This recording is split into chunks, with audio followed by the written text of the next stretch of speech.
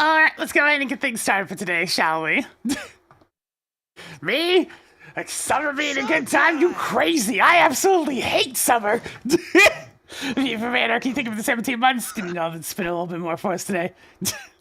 MAGMML, the best Maverick. Oh. Yeah, people seem to be enjoying the new thumbnail. I meant to respond to that when you sent it to me, but God, I've been tired. I probably meant to and then forgot. But I got it used. Apparently I've forgotten to download it entirely. I had to do that this morning. Oh yeah. But yeah, me and Summer don't get along. The heat makes me feel very sick, and especially messes with my stomach, so I have no desire to be out in it. I never want to go back to being in a place where I don't have air conditioning. That thing back there has been such a blessing this past couple of summers, it cannot be overstated. Holy shit. I am taking good care of it. I want that thing functional. Oh. But yes, we're going to be playing some more MAGMML today. Mega Man level 3. I'm super tired because I barely managed to sleep. I'm sure that won't cause any problems today. Nope.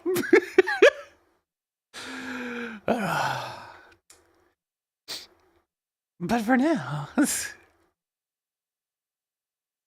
Showtime! So you gotta think about this 78 months getting all that's been a little bit more for us today. Mega time! Let me just go ahead and get this up and running. I'm pretty sure I set up the default monitor correctly. Yes. I checked this morning, there was no new updates, so we're good to go!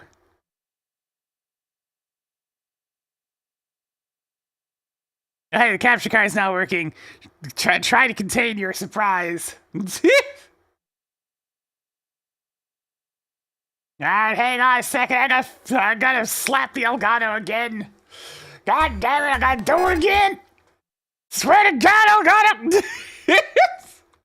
Piece of shit!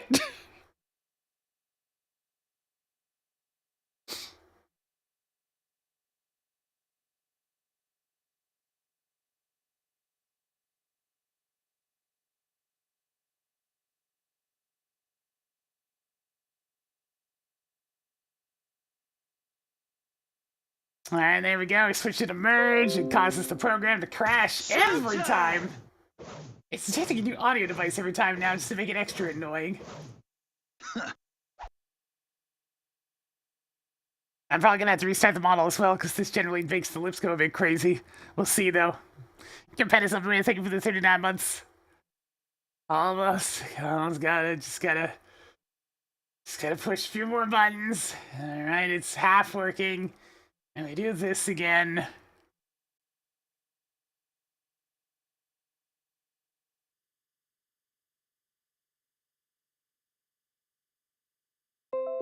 Okay, that should be working now.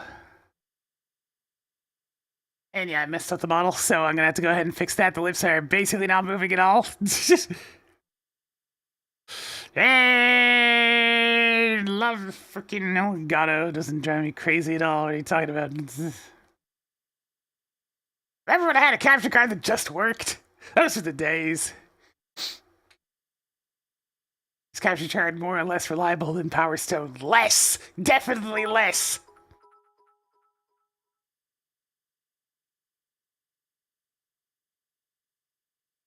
And gently with the 100 biddies. Use the state the Elgato till it works. Can do! Mission accomplished! Let's see, did this thing mess up my default monitor settings? Apparently not, so hopefully. Whatever happened to that card? It just got old and outdated. I started streaming at 1080p and the old card was only 720p, so I needed to get something a little bit newer. Unfortunately, newer does not always mean better. In fact, it often means worse. What do you mean, no signal, Elgato? I just checked! You piece of crap!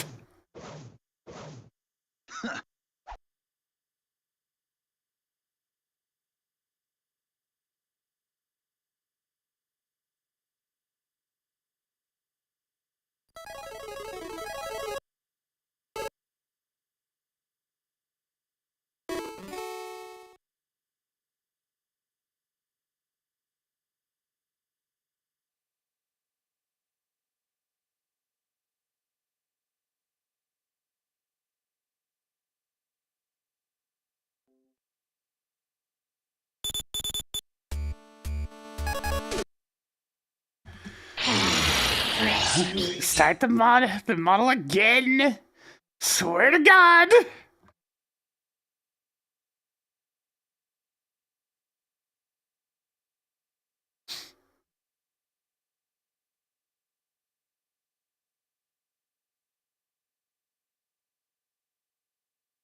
No updates or anything like that, just the Elgato being a piece of shit. Oh, hey, there's a picture now! What a crazy coincidence! Jeez.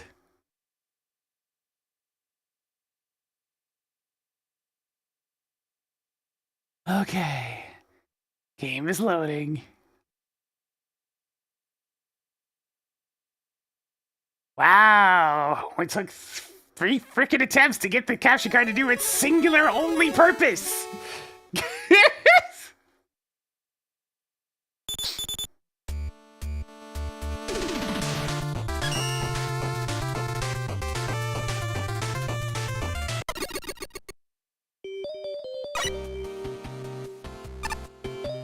No, the capture card is still way too new for me to bother replacing it. The things are expensive. Well, that's forking over $200 just to pick up a different card that may or may not work.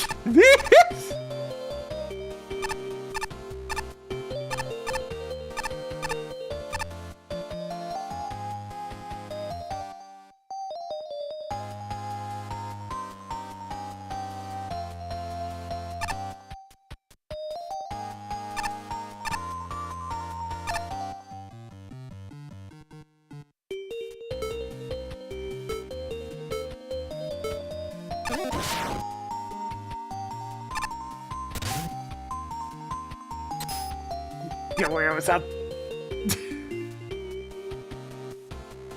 You robot cats!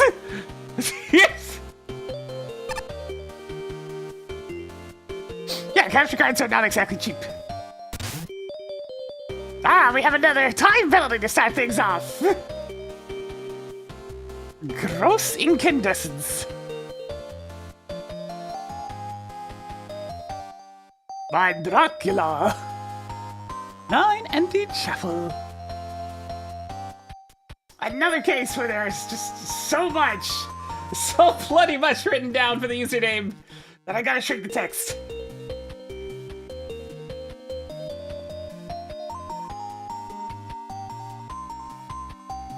There we go. 1 and 2, let's do it.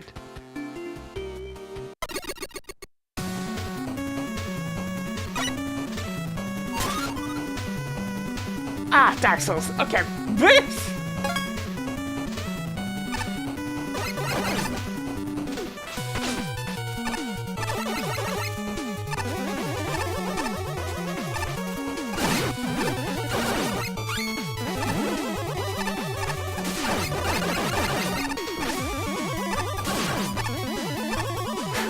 Enemies with reasonable amounts of HP? That's not allowed. Jesus!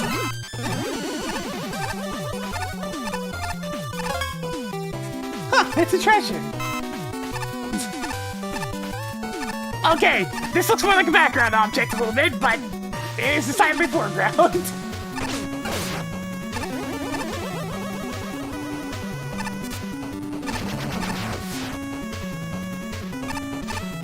I'm actually in need of that 1 E-tank, so I'm gonna zip up here and grab it.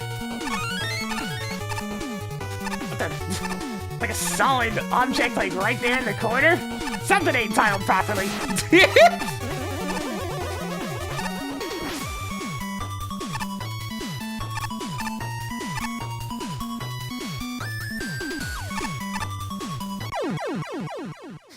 Oh no!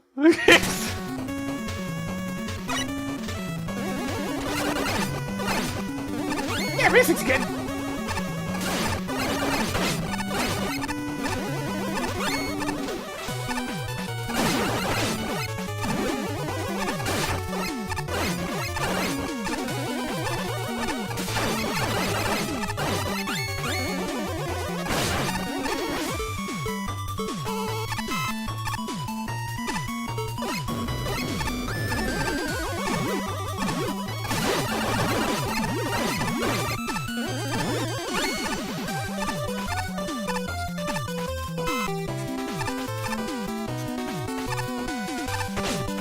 crap!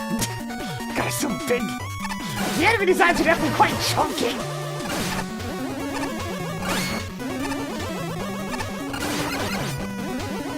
Ah, that one was a mimic, I see!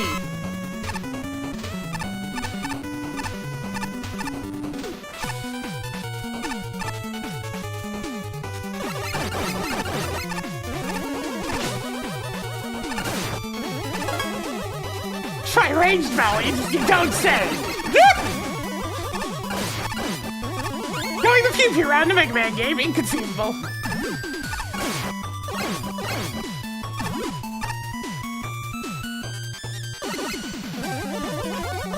Alright, we're gonna have to give a ratio of... Right, that's a foreground object. The one graphical thing in this point is like, especially with this thing zipping around back and forth in it, this really feels more like it should be a background object.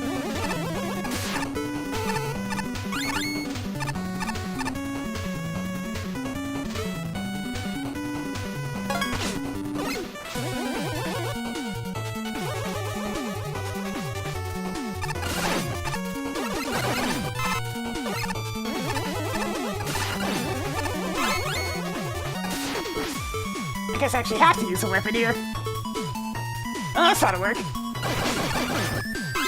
Yes, it does.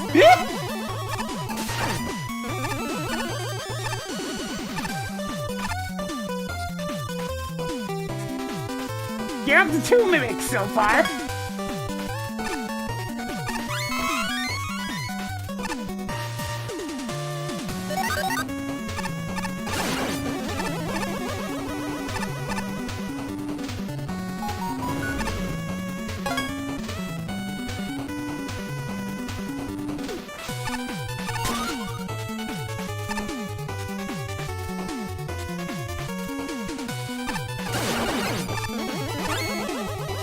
The key.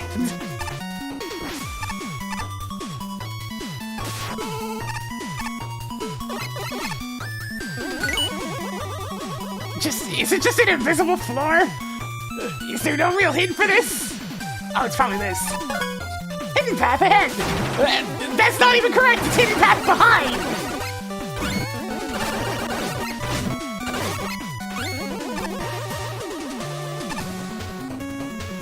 Oh, there's also that one, though, I guess.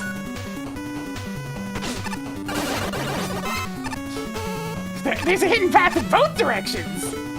Surely this one's real treasure, right? Yes.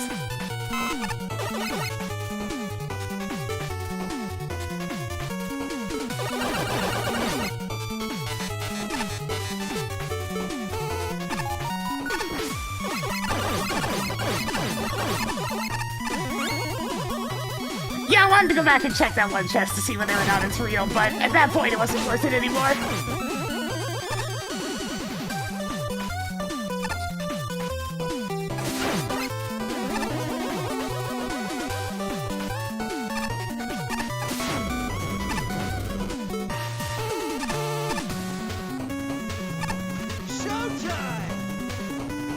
Yo guys, thank you for the 41 months!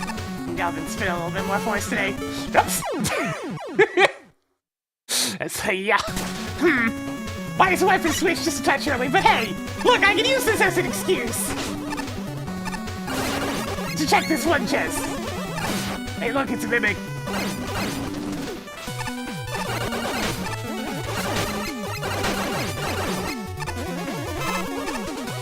Like, I'm so totally shocked that that would be, like, totally a mimic.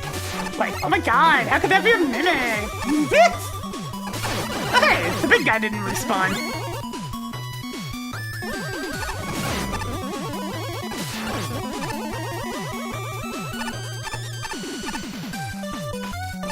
I didn't get the key!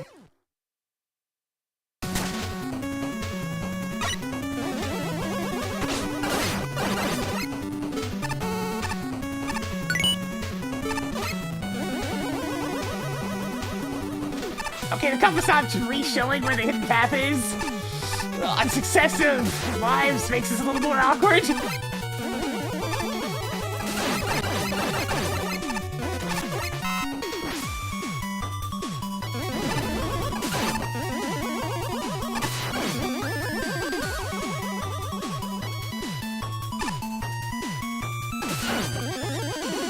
like, I haven't gotten the token yet, I did die.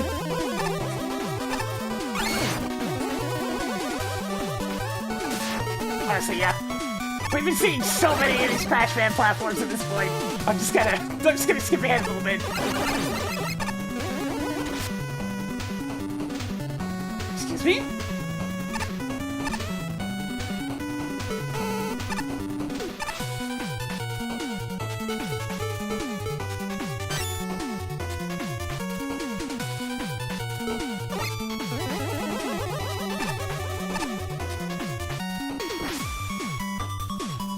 I need to switch. Nah, let's just go back this way.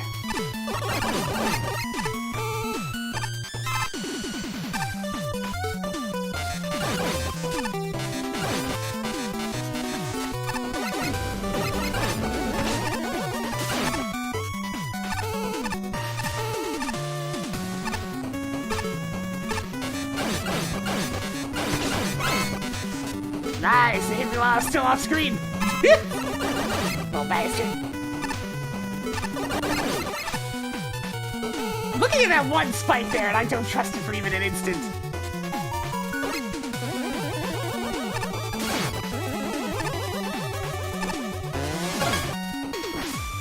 If only I had a key.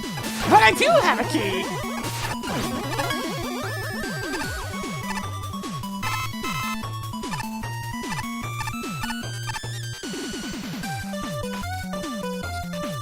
There's so many mimics. Okay, hang on. If ever there was a time for Ice Wall!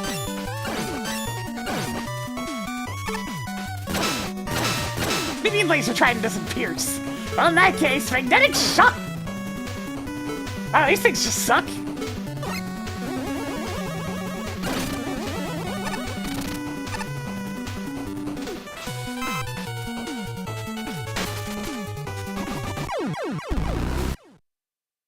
Wow, are you serious? So they can only be That's especially bad then. You can shoot mimics and non-mimics. Okay, this guy finally respawned again.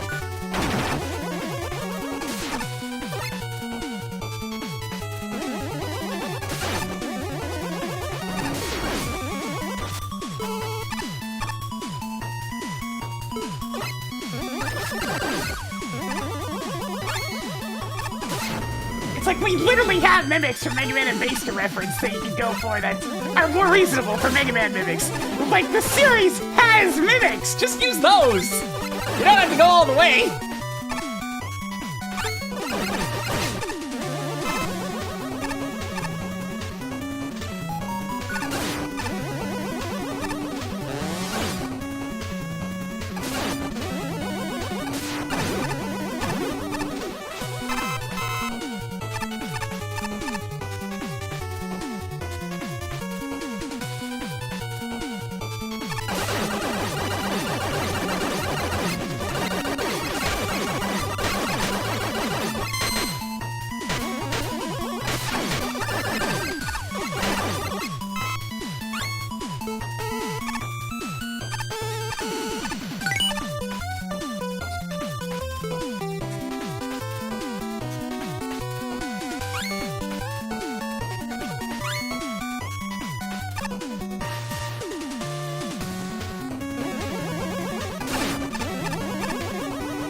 I mean, I don't care about the source material in that case. There's such a thing as too faithful, you know?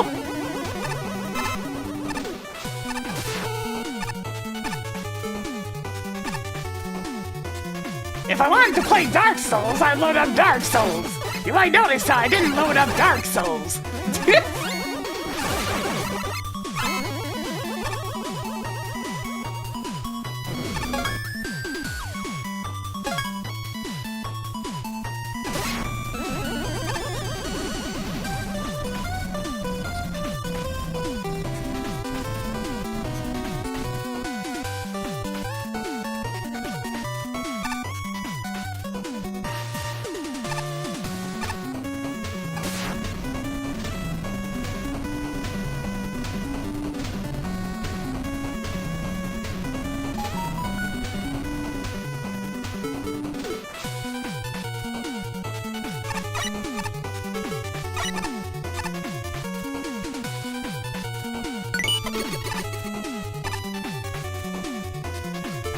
Okay then? Is there even a hint for that one? Or is it literally just an invisible floor that even the compass doesn't give me full instructions on?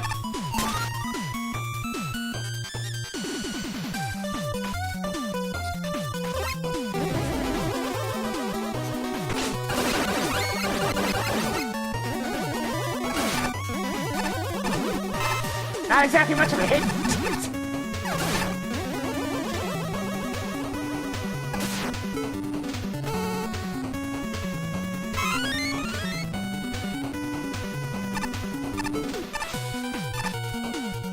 This whole section's kind of confusing to look at. It's just a case of some of the background details blending in really well with the foreground details.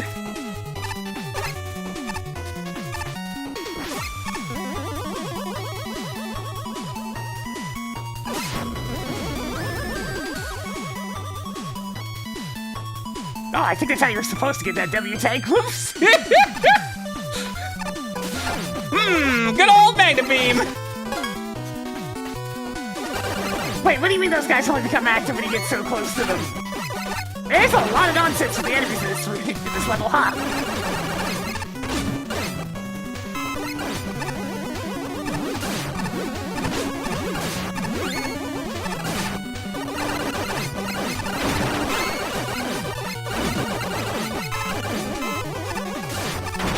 Alright, it's just a hallway of Power Masters. That looked funky as hell, alright.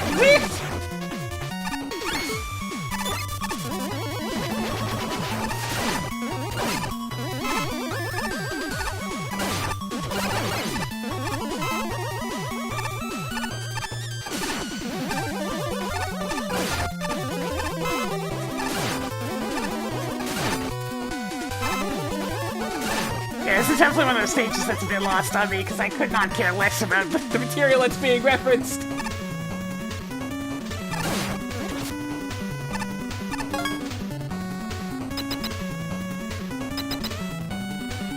Hey, it's Mr. Sun Guy.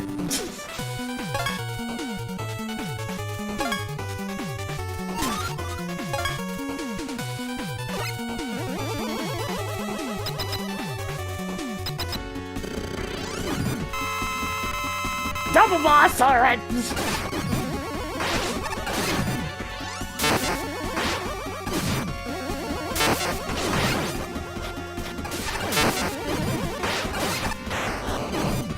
fact that one of them swinging around a giant med helmet's kind of cute, though. Like, all the assets are nice. Except for, like, the slightly confusing backgrounds here and there.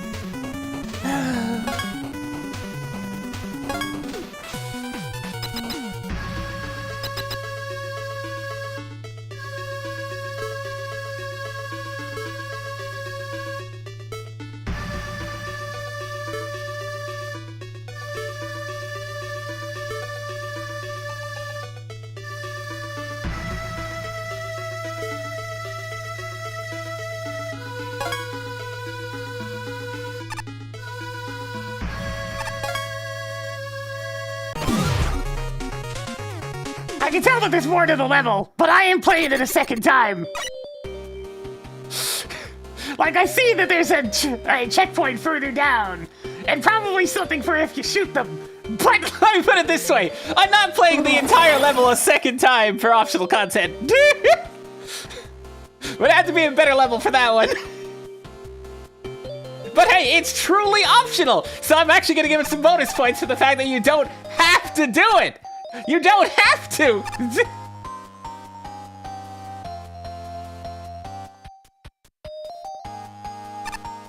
And yeah, no Joes. Not a single Joe.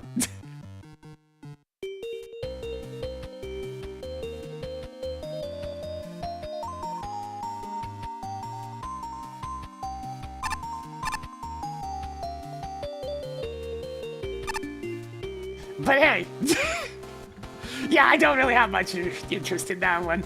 A lot of this really relies on the referential bit of it, but a lot of it's really nicely adapted, like visually, for the most part, it's really good. In terms of gameplay, it's supposed to just crash lifts again, and a lot of really frustratingly awkward secrets. It's like, I don't care if it's accurate to the source material. If you're copying stuff that's really just kind of annoying, it's still just kind of annoying. Nah, they weren't reskin Jones. None of those enemies were defensive in nature. No shields. You could just blast all of them, which was very much appreciated.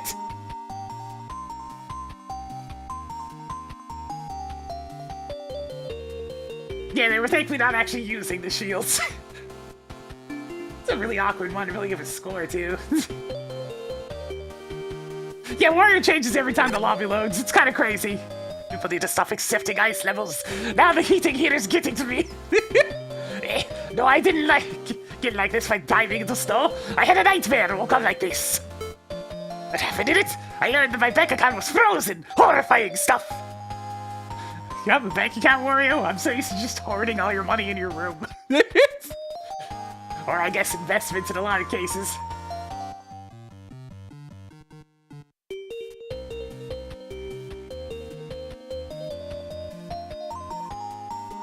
It's gonna definitely lose some creativity score because of the goddamn invisible platforms.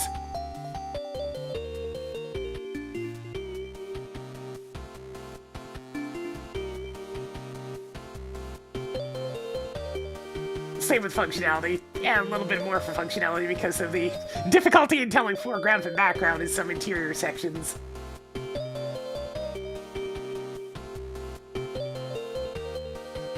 It's like, I get that the drab aesthetics are part of Dark Souls, but like, it's still gonna drab.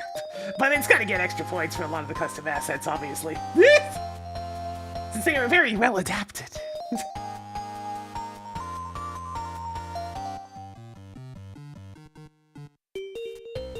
53.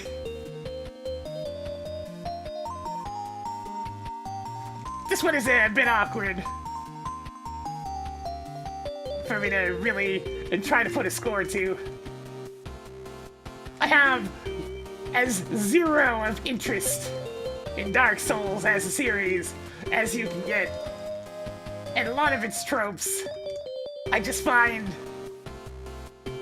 actively not fun. But I mean, to each their own, I guess. Now that said, there are objective issues here. The big one is with some of the visuals. It can be tricky to tell background from a foreground in some of the interior sections. The rest, though, very good adaptations from the source material.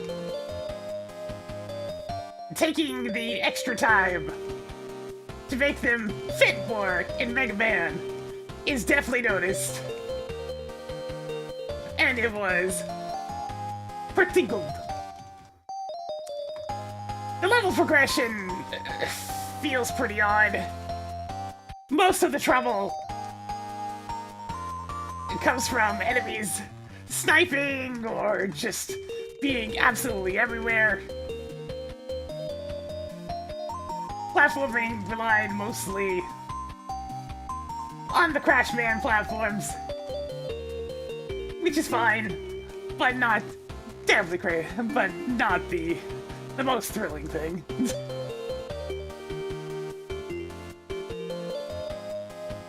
I really do not care if it is a source material thing.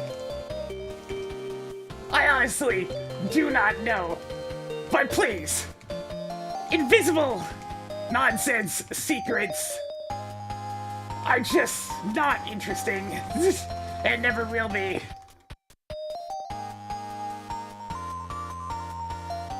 Also, Mega Man as a series already has mimics. Go with those ones. rather than a one-hit KO. I do not care if the Dark Souls ones behave the way they do in this level. It was not exactly fun discovering that both regular chests and mimics can both be shot. So there is probably some small detail I missed to tell them apart. It's just annoying, really. Especially since this was found out at the end of a secret area for a token. Yay! Such a fun reason. You had to replay that whole segment for the third time.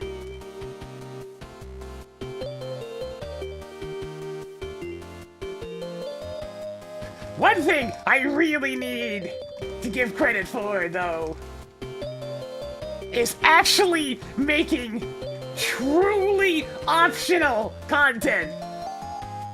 You are free to take the energy element and are not punished for doing so. No missed collectibles, no second energy element. This single moment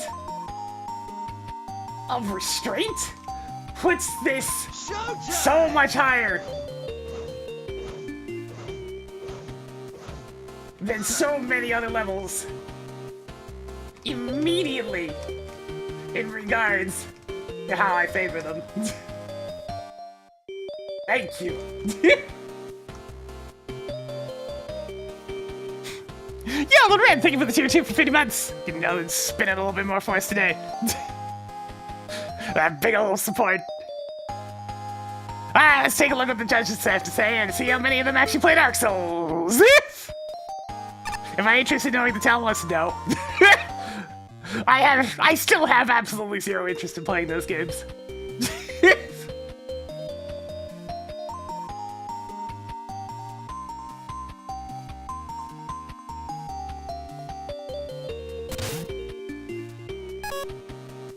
Is this the Dark Souls and MAGMML games?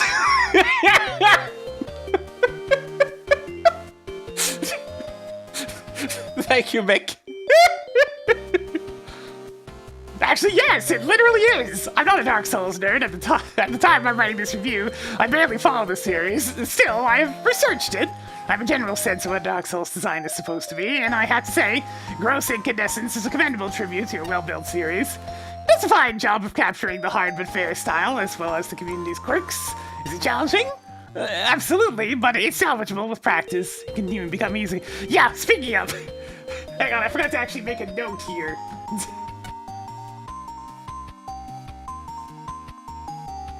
Alright, before I forget again, I am genuinely surprised that boss fight was so easy. Like, sure, some things were hard to dodge, and the big guy has an attack range so massive, it can be hard to stay at a safe distance while actually being able to hit him. But like, this could have been so much worse, and I am so thankful that it was not.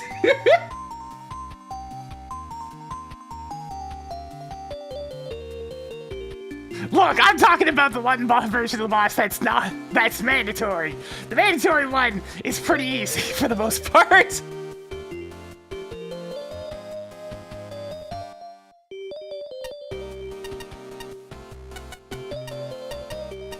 You see what Dark Souls knowledge I do have. I can tell this is Enomondo, which is an excellent choice. The enemy set reflects this, and for the most part it works. The Painted Guardians are excellent distractions. Royal Sentinel's a fun spin on Power Muscler. The Mutant devils, while a bit useless, are a cute reference, and the floating masks are an excellent way to enable the fairer side of this design. And I love the visual tell on what they'll drop. The part where it falters is the Silver Knights, ironically not the ones with the great bows, rather it's the sword fighters, as I find their tactics a bit confusing. If there's a consistent way to fight them in every scenario with only the buster, I don't know it. Yeah, there was that one that was lower on the ledge that just seemed like a pain in the ass. Yeah, Souls is definitely a very frustrating stream game, because yeah, that is keeping me obsessed with being optimal, and like, the games even actively encourage you to try to be optimal, so... You know, there is that! As for the level itself, the big part to talk about is the infamous roof and rafters section. It was exactly as brutal as I was expecting, yet so well designed that I genuinely enjoyed throwing my head against it. This success is achieved through 4 methods. First, you have all your weapons, enabling access to multiple solutions. Yes! Not unlike some of the Souls games. Second, there are soul piles that telegraph to important locations, rewarding proper observation. Third, the one surprise death trap is right beneath the bonfire, meaning you can learn it without any real punishment. And it does have a tell. Finally, everything is killable with just the charge shot and good aim. Let me tell you, it was really satisfying to muster only this puzzle. Dodge past the guardians and break open the treasure room. Sadly, the level falls off after that. The section after the third bonfire never reaches interest level as the roof and rafters, and the boss fight is kind of a mess. I have a very vague understanding of how Ardston and Smog's AIs work, maybe? But actually stringing that into something useful is beyond me. And the fight just ends up awkward instead. To make matters worse, Super Ardston can be pattern locked into a corner somehow, which completely kills the fight. Secret Boss is an improvement, but he has the typical Wily Capsule issue of staying out of reach for too long. God, am I happy I skipped that! 1 or 2 attacks is fine, but over half a minute before I can land even one shot is a bit much gold. Good God, am I glad I skipped that! Thank you for making it absolutely optional, so I don't have to worry about it. He's more entertaining than his servants, but he's still not as good as the level.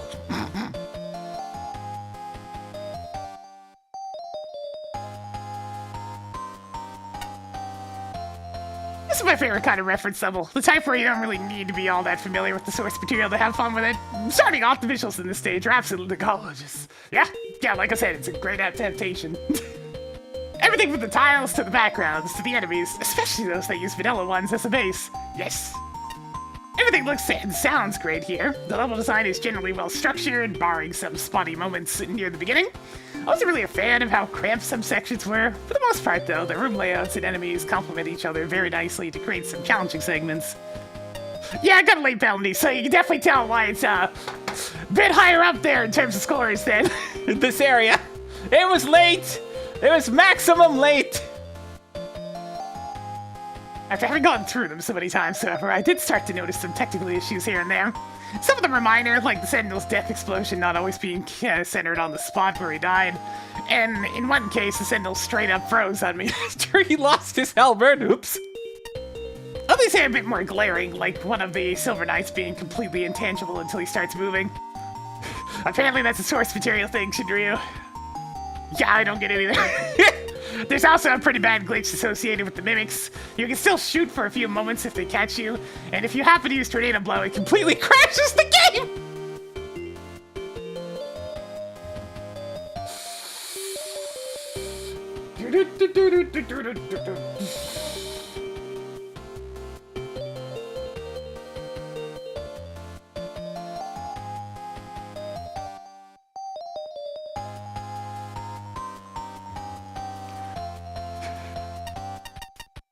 Aside from that last one, these issues didn't really hamper my experience with this level. That being said, the end bosses unfortunately did. Yeah, there goes another 3 functionality points. As these levels get more ambitious, the number of them crashing the game is ever increasing. Ardston and Smog aren't really well coordinated, which results in a lot of situations where it doesn't seem possible to avoid rather stiff-looking attacks. It gets a bit more manageable when there's only one left, but the fight is still pretty finicky. Super Ardston takes up so much screen real estate that he phased through the floor and died on me at one point! Oh no! And while I know that's a thing that can happen in the original Dark Souls, I don't think it should have been carried over to this stage, intentional or not.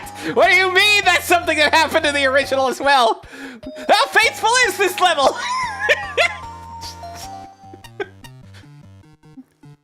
On the flip side, while Gwendolyn's fight is much more stable by comparison, they also suffer from wily capsule syndrome, and then they can stay out of your range for far too long, which drags the fight out severely.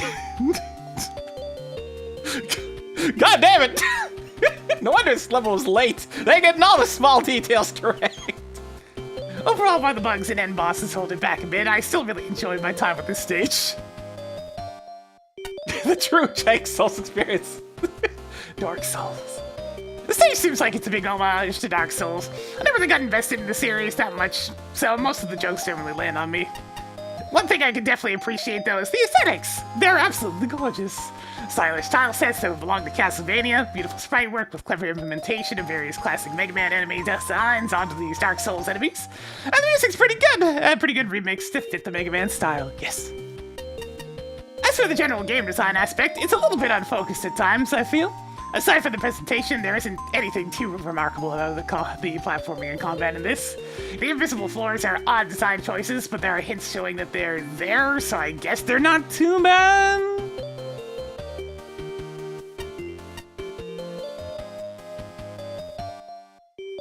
Oh, so you essentially bait them into jumping off the cliff?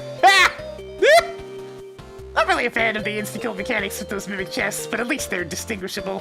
And the only real setback is in the token room that you need to access a key. A key to access extra line break.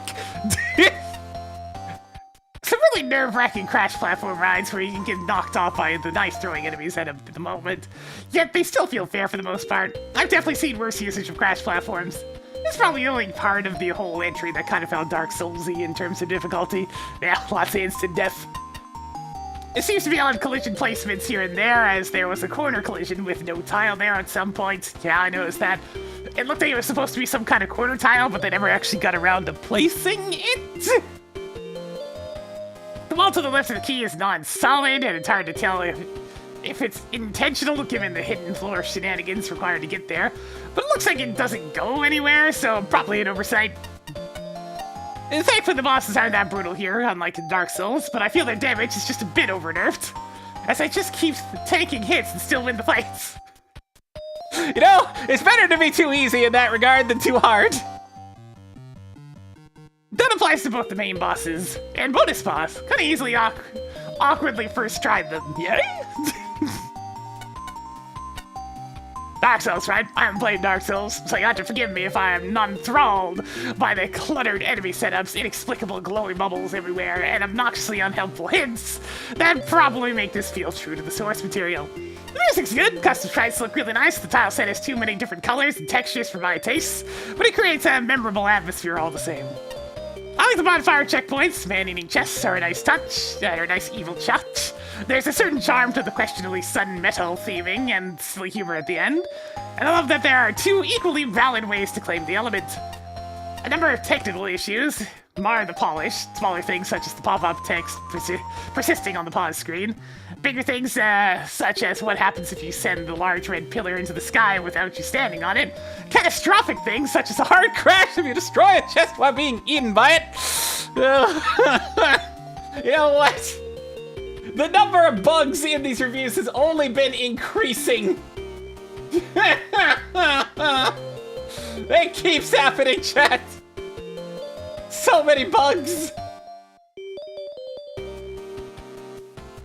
It's like that one overlaps with the one that Shinryu reported as well, but like All 3 in a row have been reporting different bugs.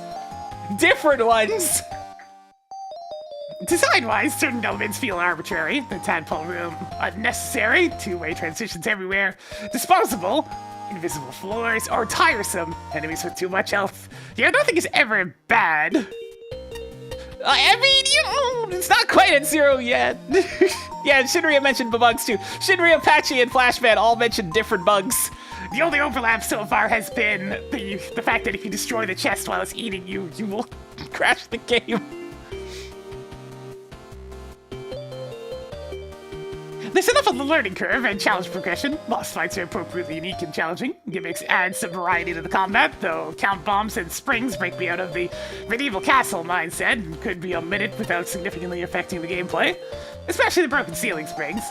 Checkpoints are satisfactorily frequent if you're using special weapons.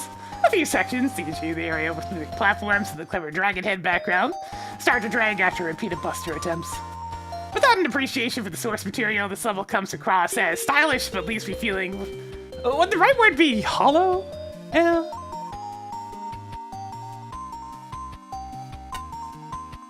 This level is incredibly polished in some ways. In other areas, it actually feels very messy. Obviously, this is a very pretty, atmospheric, and fun stage, and has some elements that are genuinely funny, quite a rarity amongst the so-called comedians in this contest. However, the gameplay does not have the same level of care put into it. Yeah, I know about the player left messages in the game. I at least know about some of the tropes of Dark Souls, even if I never played them nor have any interest. It's one of those things, they're so omnipresent that if you spend much time on the internet, you'll know a few things about them at least. Beneath the surface, the stage is quite basic, mostly made up of enemy challenges. When the gimmicks were introduced, they were typically underutilized and did not add much to the level. Some of the rooms felt very cramped to move around and were hard to avoid being hit in, although this was offset somewhat by how generous the collectibles were. The enemy spawning was inconsistent. The Golden Knight enemy was particularly shy about spawning, especially in the room with the first checkpoint. The lift, while graphically impressive, felt like filler as there was nothing to do. The two biggest issues were the rail platform room and the first bosses. It is very difficult making your way across this room, given that you had little space to maneuver against the homing daggers, and the room felt like a sudden difficulty spike in a fairly tame stage. Perhaps using a different enemy type, such as an archer/lancer, would have worked better. Fighting against Dragon Slayer Ornstein and Executioner Smog! Oh hey, we get their full titles this time. It was a very hectic fight that ended up being a damage race, as there was a number of attacks that were completely unavoidable, given that there were two enemies. Once one of them had been defeated, the other was significantly easier. Ornstein was nowhere near as threatening at double size. Oh, did he get bigger? It felt like a disconnect when the first half of the fight was chaotic, but suddenly became a non-issue once one of the bosses was dead. Smog was a nice boss and did well by himself, but when combined with the charging attack from Ornstein, it became far too difficult. If even possible, to avoid being hit. The Make boss, thanks for forgetting me, was a significant improvement. The homing attack should have been a bit higher when the spears exploded in the ground, but other than that, it was an interesting, fun fight. The level's biggest strength is the aesthetics, and that probably added a great deal to how fun the level was. It was well drawn, well animated, and had a huge amount of personality. The mystical chests honestly made me laugh, and the hit system worked extremely well to stop what might normally be unfair obstacles from becoming frustrating. There might be quite a bit of criticism in the review here, but the level was fun, and that's the best thing you can ask for at a stage. Definitely patchy. Definitely patchy. There we go.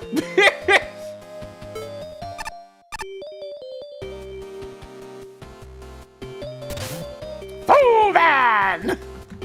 Alright, no time penalty this time. We're back to expected quality.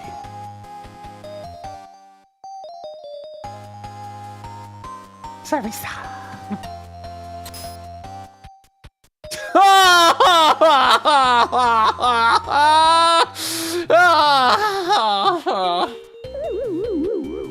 Alright, let's go.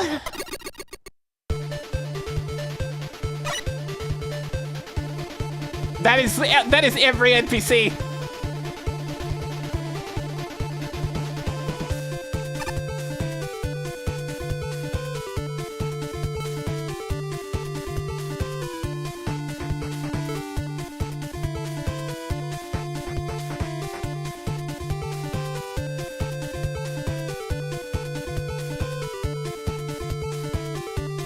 Don't. The level maker tried to force a costume unlock through these terminals.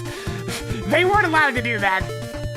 There's no reward for finding them now, so if you didn't bother, I wish they'd have given that costume to me at least. Another one that's a straight. Red beam suddenly not working with no visual indication in certain areas is not a bug. As they say, it's a feature. Oh, great! Fantastic!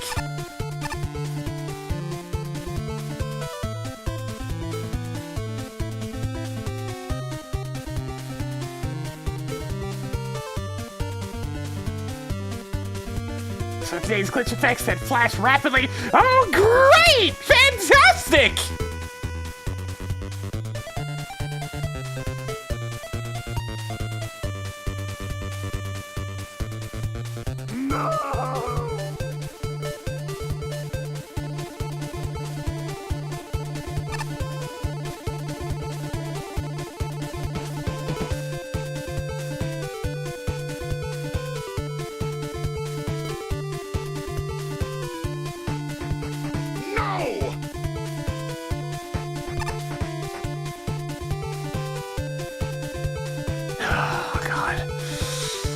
And so we have another visibility-related bug that's very hard on the eyes. Well, here we go again!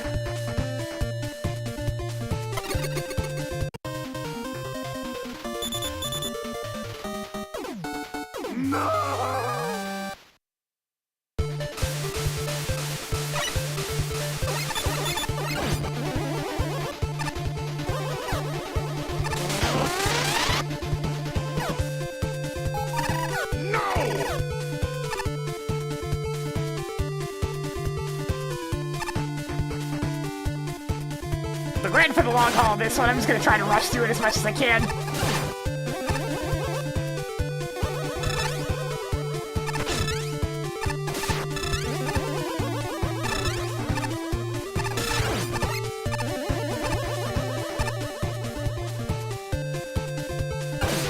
I suspect we're gonna be very tired of the man with the machine gun by the time this stage is over.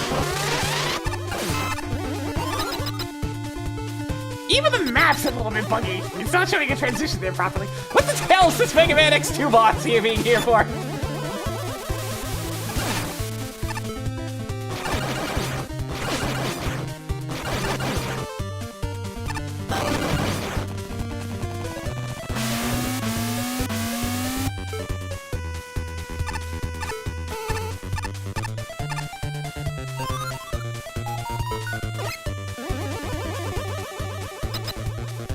I heard a beep beep beep beep. I can see what it's probably for. Hang on.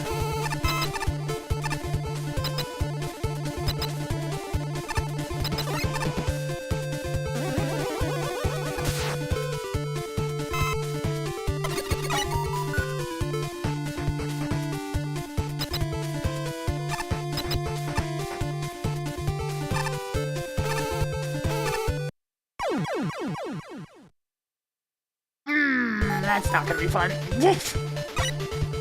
At least it's right next to a checkpoint.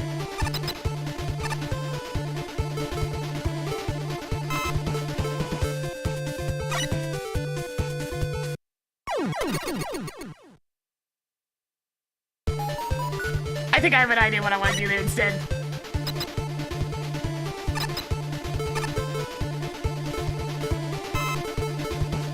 I don't have quite enough room for ice wall, but I can do this.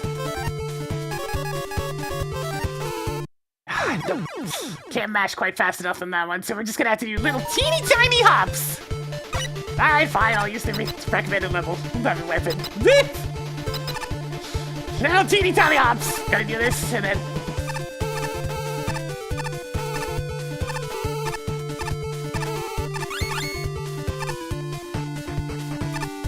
Wait, why don't I just...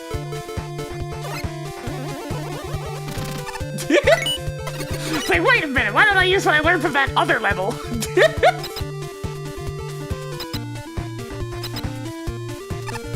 Now what gets me is... Just like another entire path. I guess we'll be going through that path in a minute.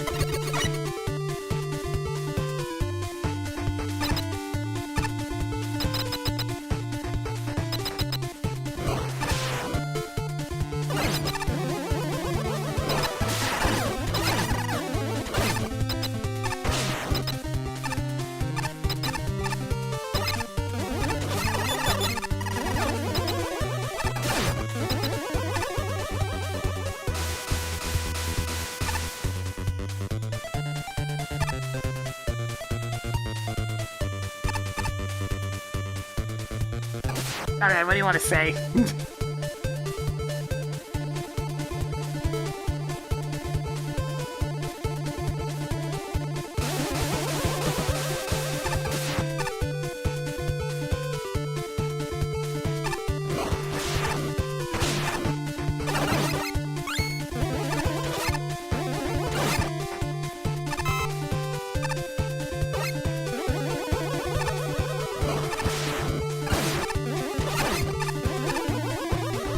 I guess we're going down? Okay, I wasn't sure for a bit there.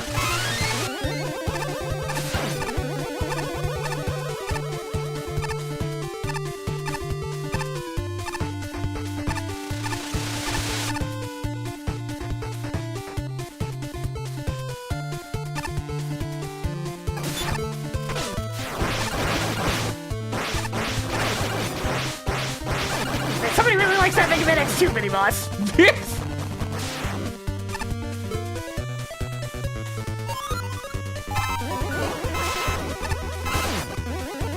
And there's apparently just a tank secret down there. I don't need tanks, so we'll just continue.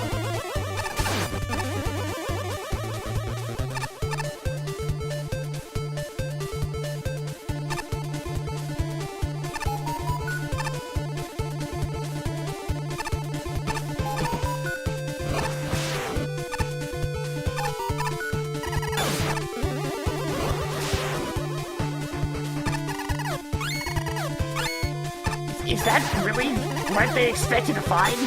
Just a random pit? Just a random pit?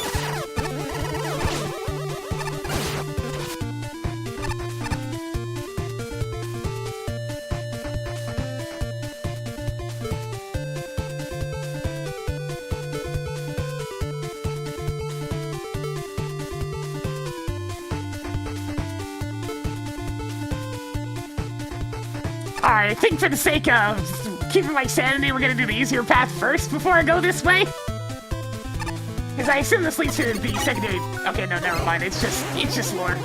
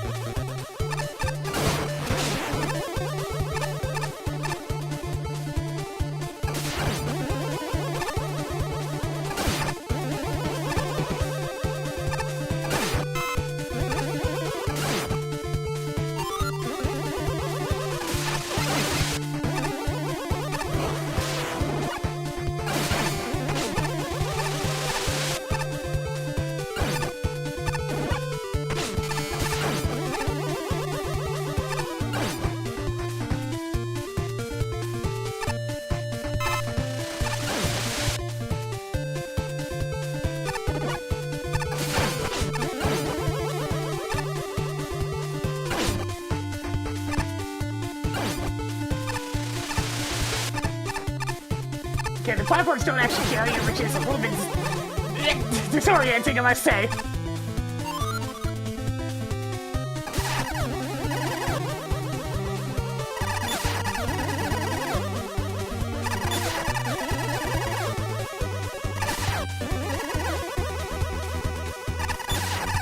Okay, yeah. Roll, fight the Power with laser trident again. Actually, you know what? I could use my HP refilled, so let me just, heal!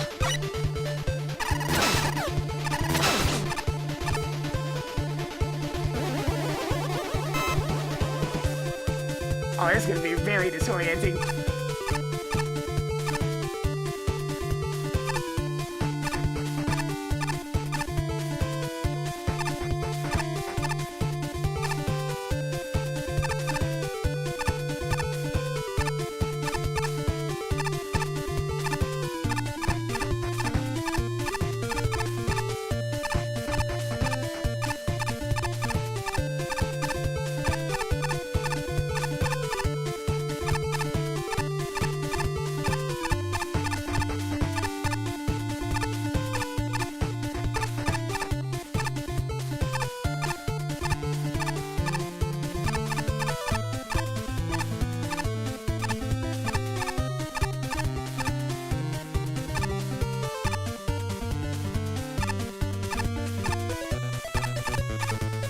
Oh my god!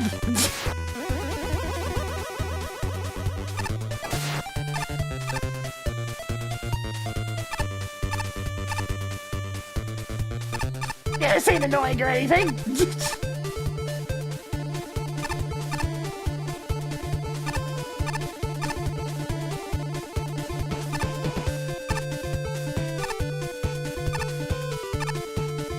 didn't realize I was playing Cardinals Lair!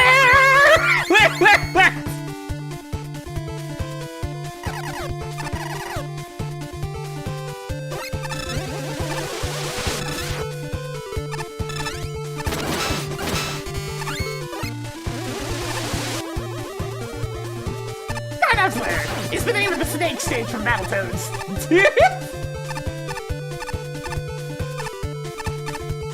Yeah, I don't think they wanted me to do that. It's just the pattern I found was a lot easier.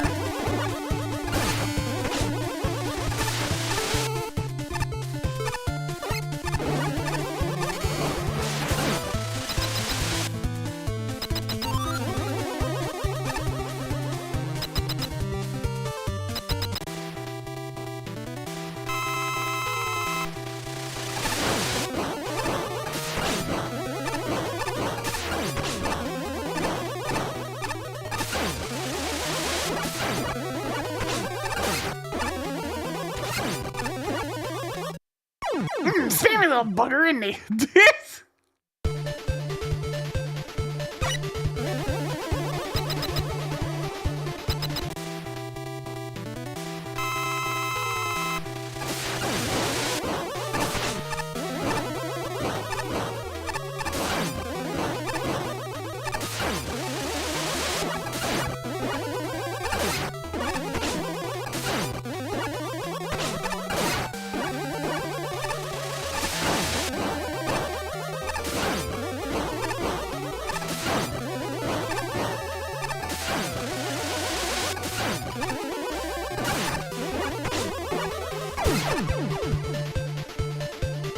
Why? How?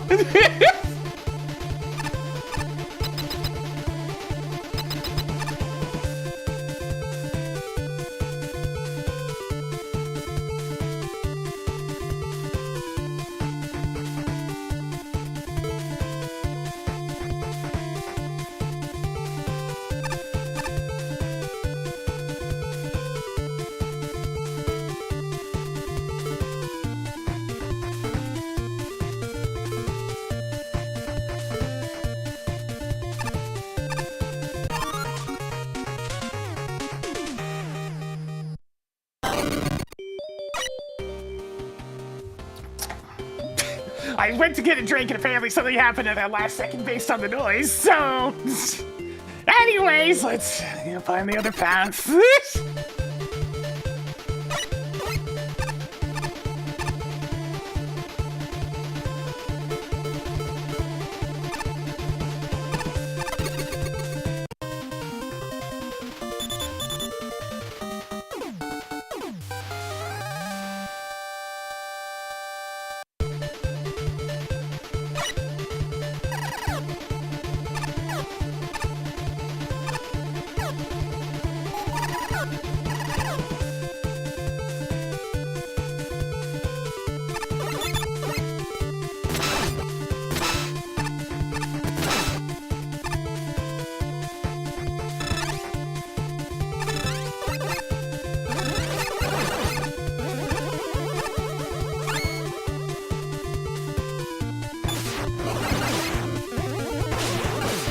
The only reason I didn't try that yet is because I didn't really want to try to intentionally make it look worse.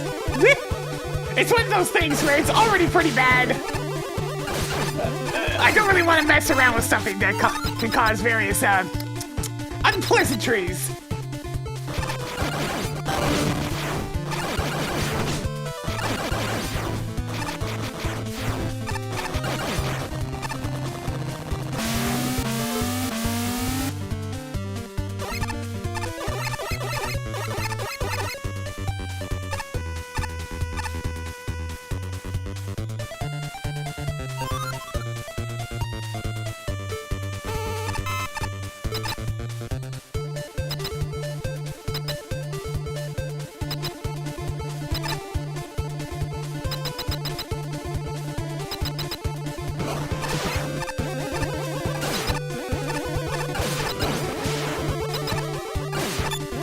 It's shooting letters at me!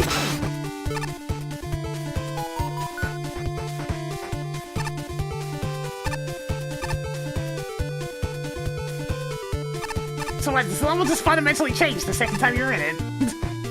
Is that how this works?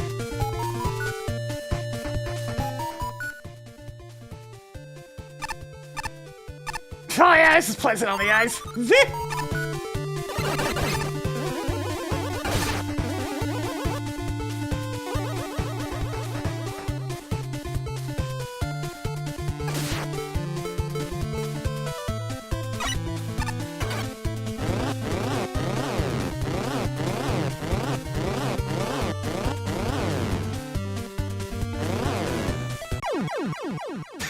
Well, we're gonna have to put what we learned for the Rush Pike Station practice here.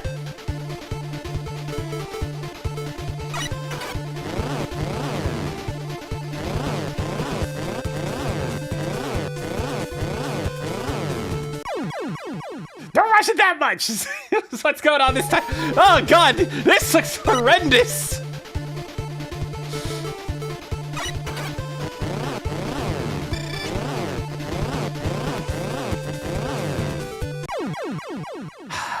There's something about the slight bump on the platform that seems to be making my jump not come out. So you know, As if we needed more troubles. if finding my jumps delicious is certainly a problem.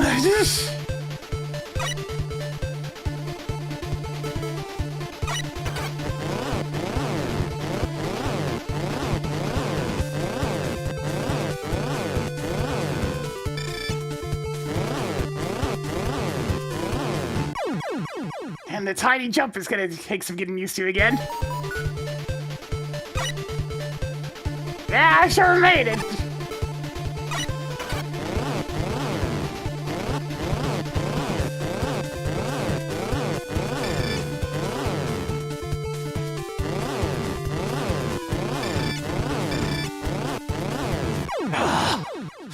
Tiny ass little jump's gonna be such a problem.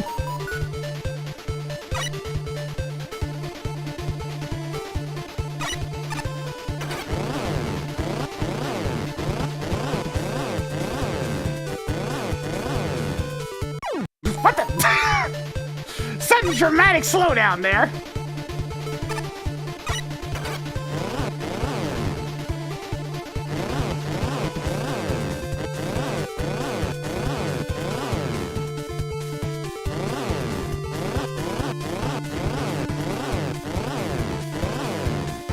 What the hell am I doing here?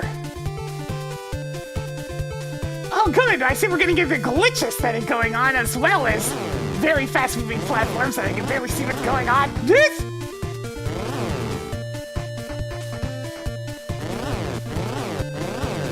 Can I just... Why don't I just grab the token and get the hell out of here? That seems like a plan. Alright!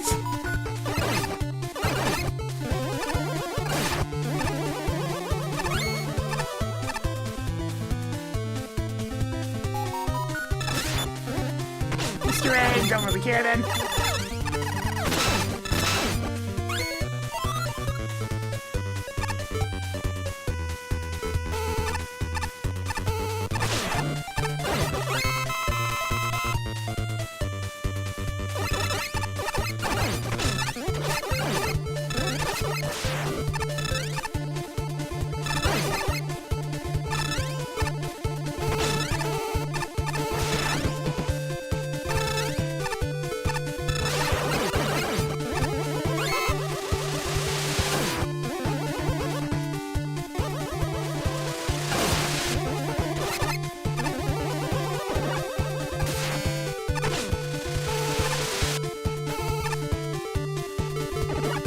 Hang on a second. I can get in there even if it doesn't want me to. It's doable. It's just gonna suck. Because I'm gonna have to rely on Ice Wall.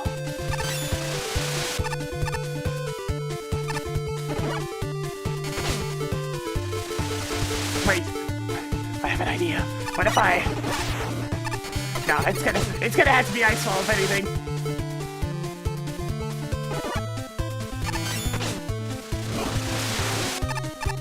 Okay, I'm just gonna move on.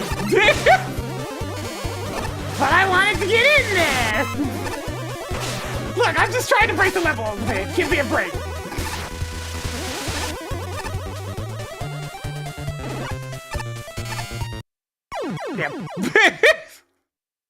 was just trying to break things a little bit.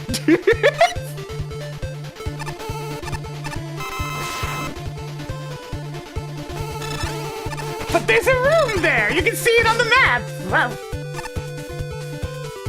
Oh, is the text solid? Okay, the text is solid.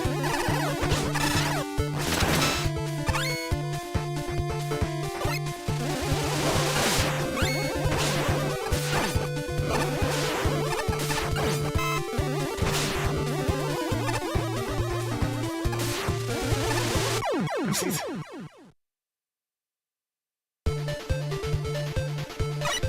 Oh, is that what one of those silly panels are? God.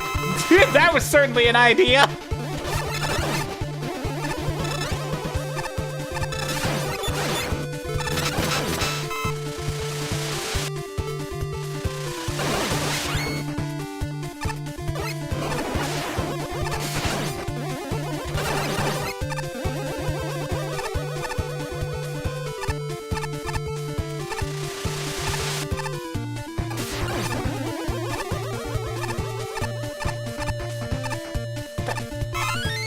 Okay, there's just a thing there.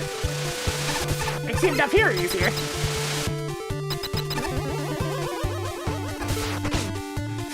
Oh, good! It's super duper fast!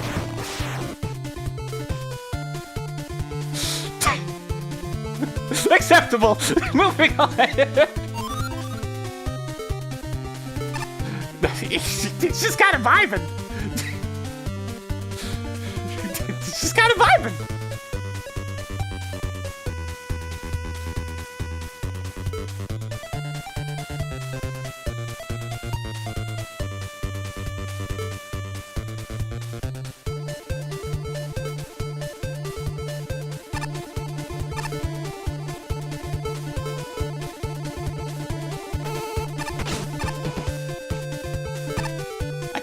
I just wanted to talk. Why gotta be painful vibing? Well, okay, I am allowed to leave. Oh god, it's hammer time!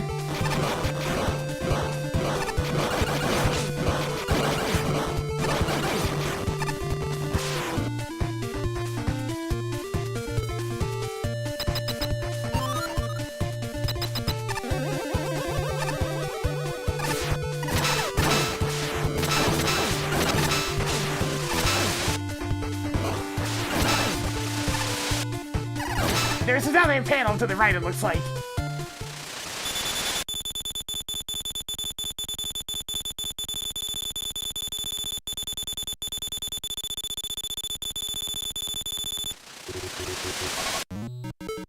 And suddenly we're in Kirby, alright, sure.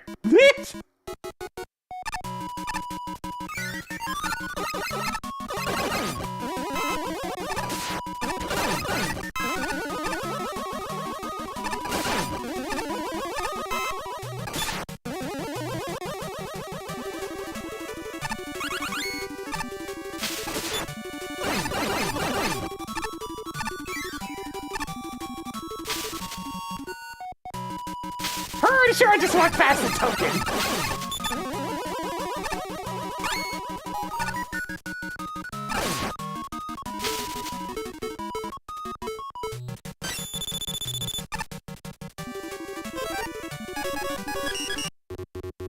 Okay, it restarts at the Kirby area.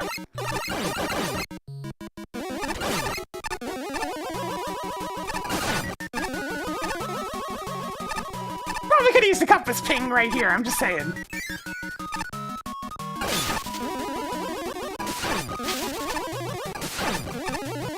One would assume that the more dangerous route to the compass is gonna be. Wait a minute. No, apparently it's the upper. Sure!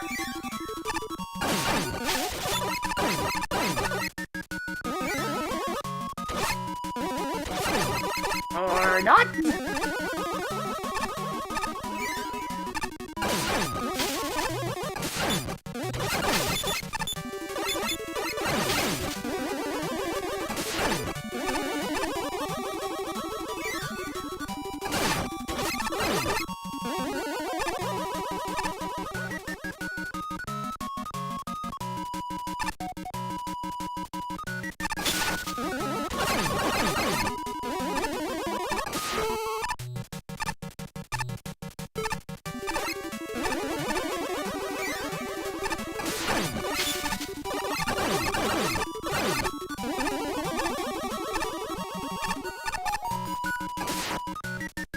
so what weapon is gonna...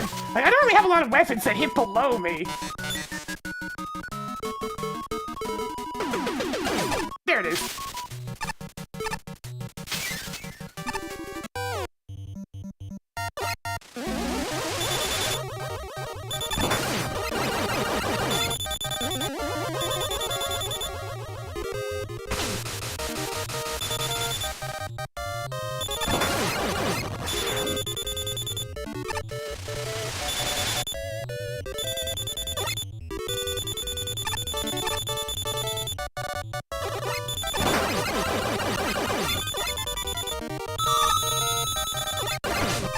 Looks like 54 damage is the cap unless the weapon does more.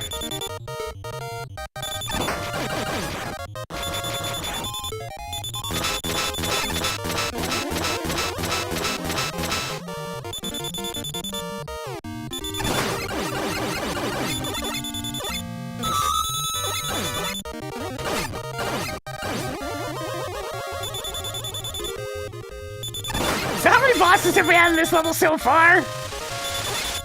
Oh, great!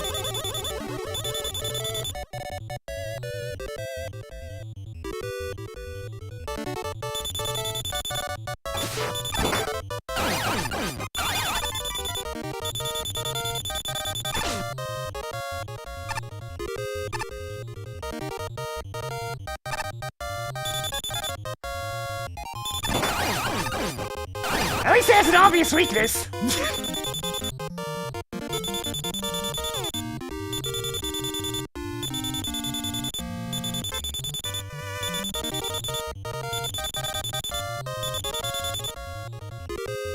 It's like I saw Yellow Devil, I was like, hey, wait a minute, I have the canonical weakness for that one.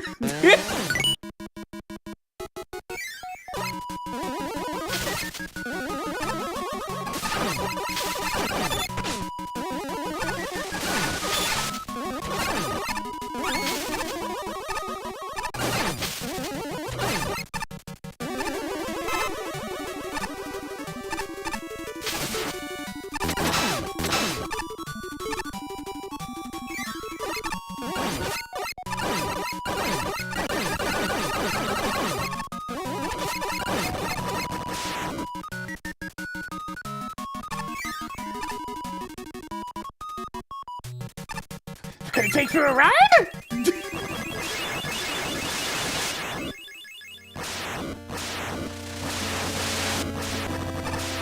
Oh, Jesus Christ, it's funny on the run.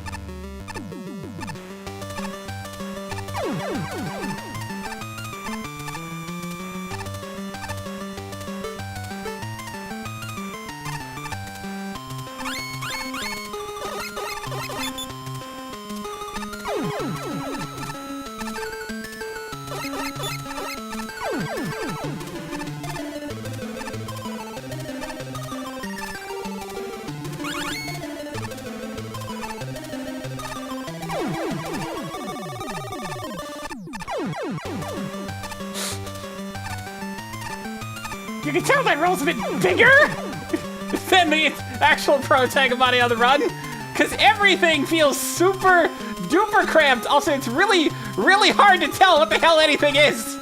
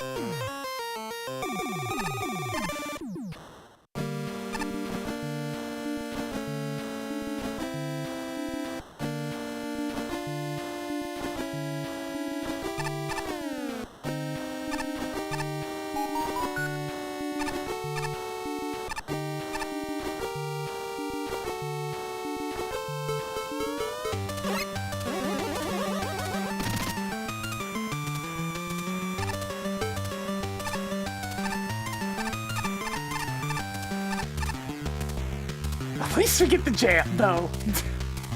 But man, Rush Jet's version of this song was right there. You could just use the actual Mega Man remix of it. In fact, I might actually grab that, because it's really good.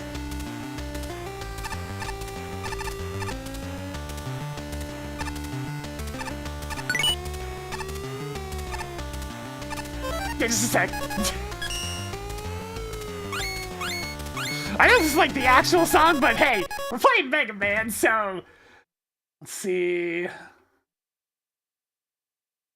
Money on the Run, Rush Jet 1.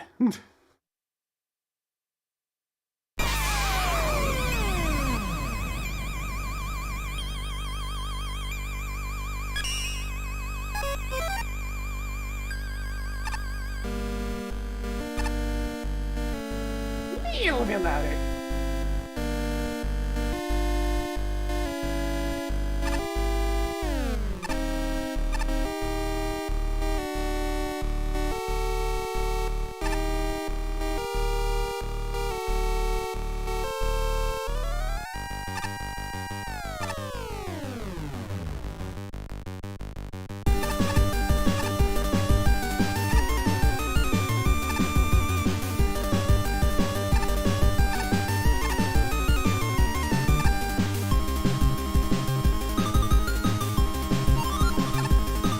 Nuts.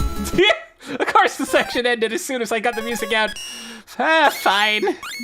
But guess we can go back to the actual stage song.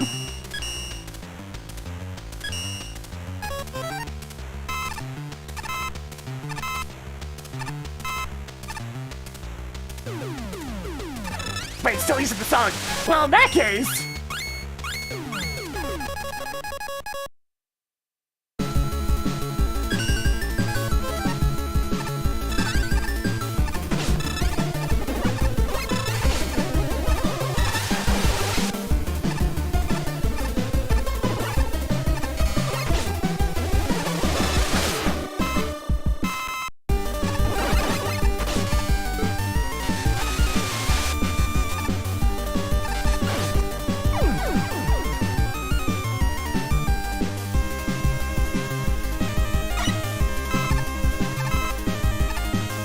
There's definitely more than 3 levels worth of screens in this. It's closer to 4 or 5 at this point.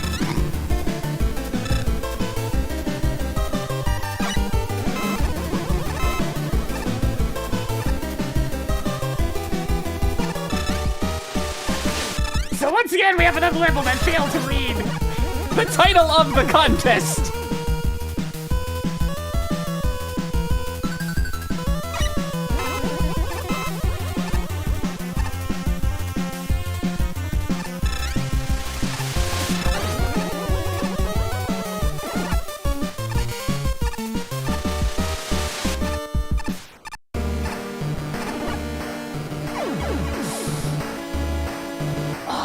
Really annoying. Ah, at least my weapons are full again.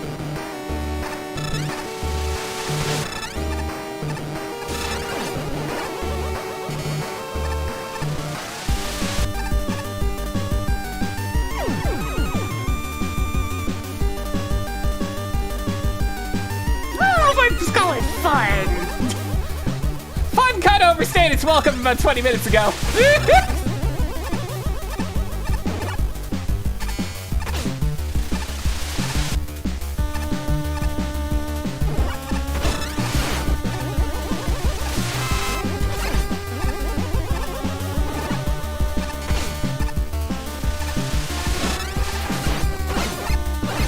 I really hate these corner enemies like a lot.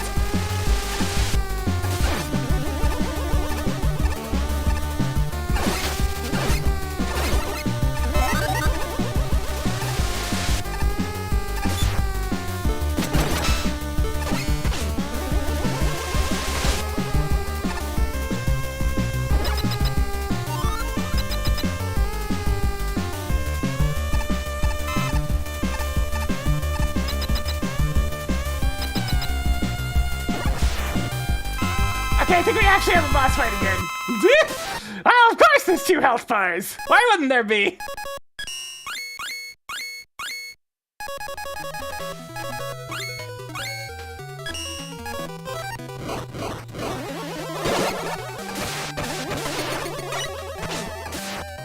not good! And the boss likes to teleporate! A favorite.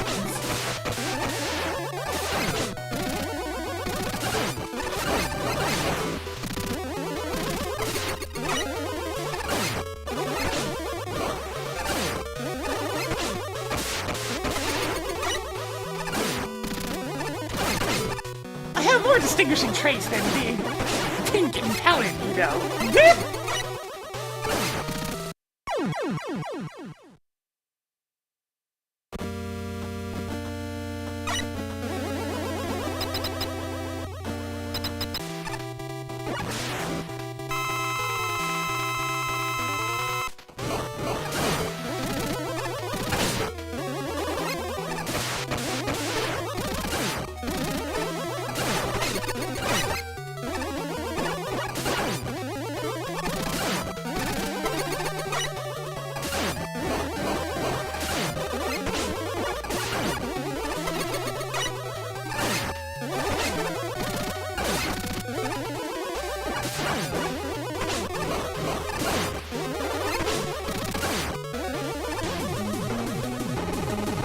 Ah, fantastic! We have a super form. Alright, I can straight up fly at this point. Yo, you guys made the comment about spam a second ago? No, this is spam! You thought that was spam? No, this is spam!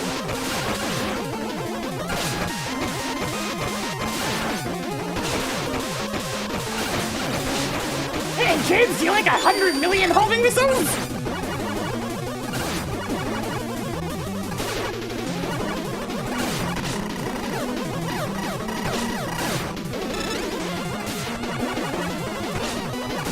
Yeah, I'm good on not having to fight this again when I'm like 2 hits off from finishing it.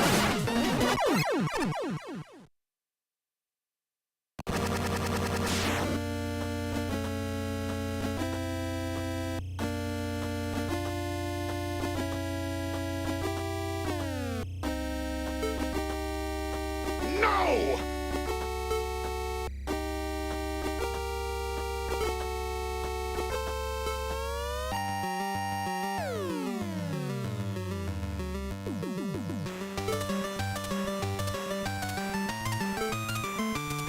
It's like you've already spent a half hour on this stage. What's a little bit more, right?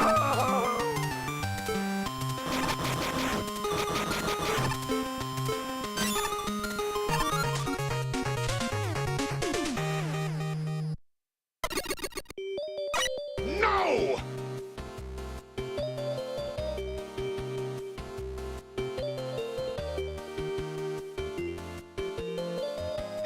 Not a Mega... No, wait, that's the wrong thing. Not a Mega Man level. Do you don't like this setup? Oh, hey! This hits all the terrible tropes!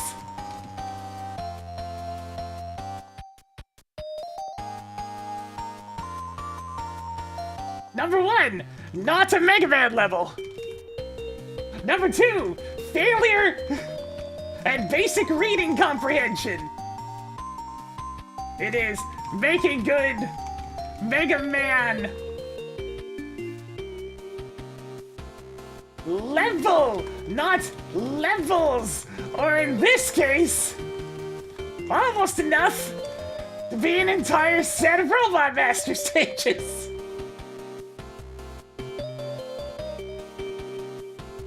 Number 3, original character super boss, because of course. Number 4, 2 elements making the level objectively worse.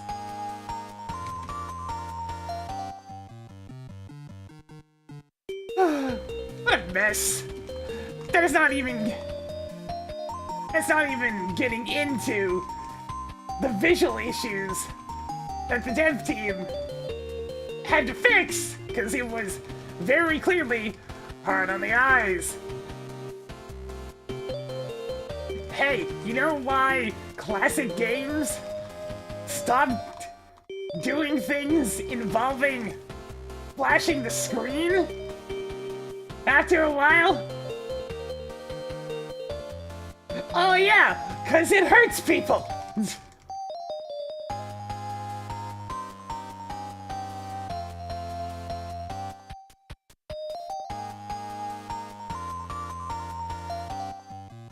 Now then, what to even say about this? This is impressive on a technical point, on a technical level. And clearly, you know a thing or two about coding for this engine. But technical skill does not a good level make. In fact, in this case, what it led to was extreme overambition. This manifested in a number of ways, from a ridiculous attempt at forcing an added costume unlock, with absurdly hidden consoles, including one in an unmarked pit, to the sheer girth of the level, to the no idea left behind issue, with things like adding an entire Kirby and Monty on the Run section, just cuz.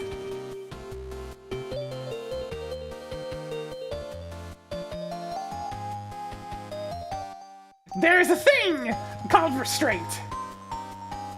It is painfully necessary in this sort of context.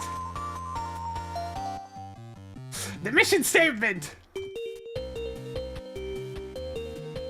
for this contest is very clear, and it was very clearly ignored.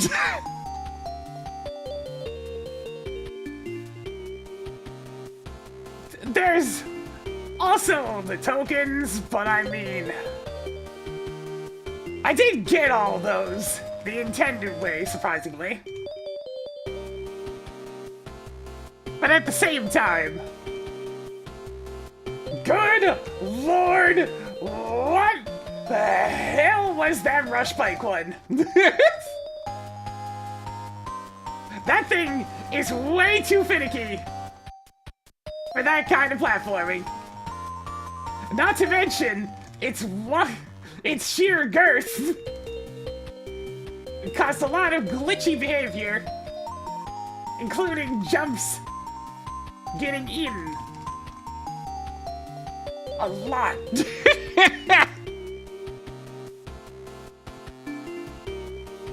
The bosses were certainly bosses. Extremely spammy, can summarize both of them. Not the worst I've seen, but both just kind of boil down into a damage race. Because really, with that much crap on screen, especially Glitch Woman's holy missile spam, any real desire to avoid damage goes out the window.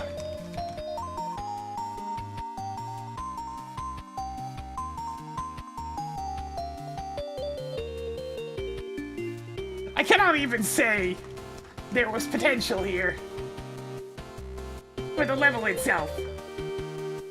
The technical skill has potential, but the level is flawed in so many glaring ways that it should just be scrapped.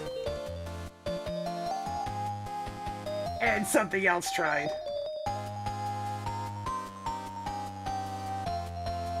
That is not even getting into the sheer amount of bosses in this one level.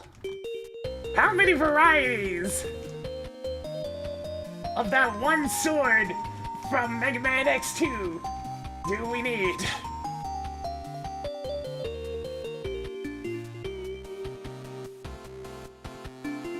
Even the aesthetics become a bore after a while. It's just green wireframe. For most of it. It is appealing, but not for 30 minutes.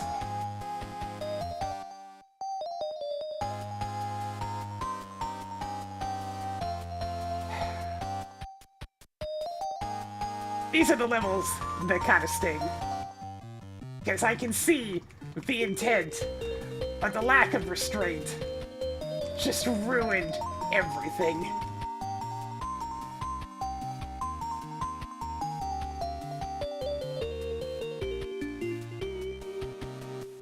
Alright, how do I even score this level?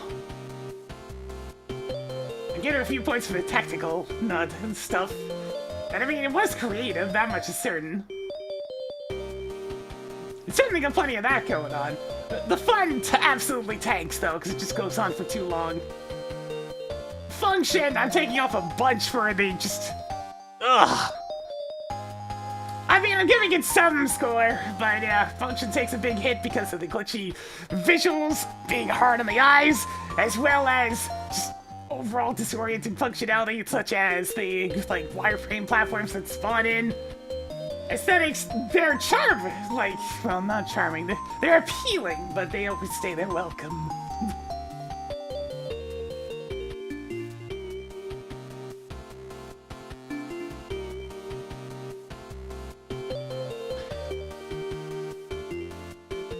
Alright, let's go see what this is all about.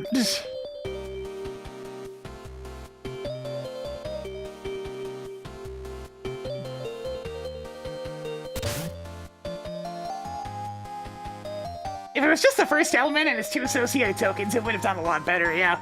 It wouldn't have overstayed its welcome nearly as bad since the section's relatively short.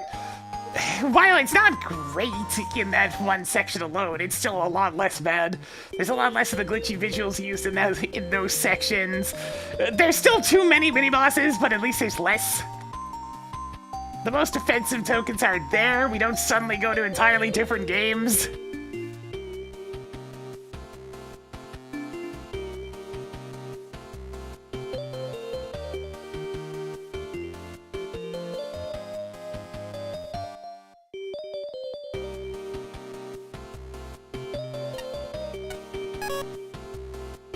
One thing's obvious, this took a lot of effort to put together. Brewman is one of the most complex levels in the contest, and it goes to such great lengths to do unique stuff that I have to give to top marks for creativity.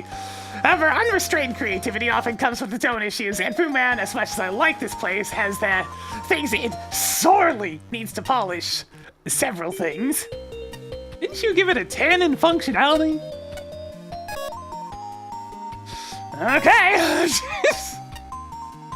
The first thing, the visual aesthetic. I get it, this is cyberspace of some kind, and it's got a really cool and memorable theming that I'll not soon forget, but making almost every solid object green and black was an awful idea.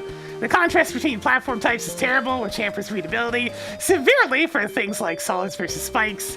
For that matter, there's no visual difference between spikes that hurt rush spike and spikes that won't, so I was very confused by the third token.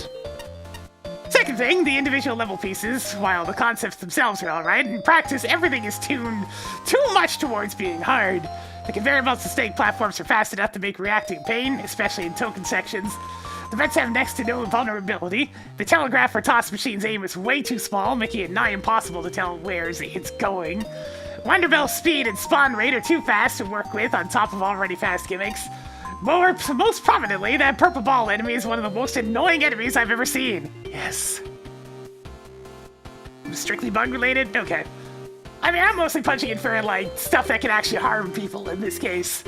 So maybe that's more of an aesthetic thing, but, you know, I consider it more of a functionality, because, like, if your design is causing people to fundamentally not be able to play it because it would make them sick, then yeah, that's kind of a function issue. He could work in something less complicated, but there's too much going on here for him to take part. About the only thing that isn't super brutal is the Mega Man 11 codes. Even then, their scenarios can be a bit messy. Ultimately, the excess brutality of the level's individual concepts brings it low. This is a huge shame, as the level design would be great if the pieces weren't so nasty. Foodman's Route is pretty much a normal Robot Master stage, steadily building on itself with increasing challenge and complexity. It isn't that long, if you avoid dying a bunch. Good luck with that. It also changes a bit on the rerun, which is a big boon for Glitchwoman. The route is a lot more interesting than most second elements owing to Kirby and Money on the Run switching up the gameplay. Yeah, but it's a mega... And the final challenge before our fight should be a respectable send-off to the level's pieces. It's interesting, it's compelling, it builds on its various aspects, avoids getting super repetitive, and delivers on a climax. But alright, it should be fine. But since everything's overtuned to kill you, the entire level is painful instead of fair to the vast majority of players, even with interesting concepts and evidence of competent design. The only reason my scores didn't tank is that I have a Herculean patience and have been able to mostly buster only the harder Mega Man fan games, so I ultimately enjoyed my experience. Someone at a very high level, this skill level, and a high patience threshold would probably also enjoy this place. I have skill, but I don't have patience for certain things. And I tried to account for that in my scoring, but that's not most people. I fully anticipate being the only judge who scores Fu Man decently, and I can't disagree with my fellow panelists for their issues. As a hit to folks struggling with the money section, Break Dash plus the ability to jump out of it neuters a surprising amount of the challenge. I only had to do that to go get the token. If it's possible to slide through there, I'm not sure.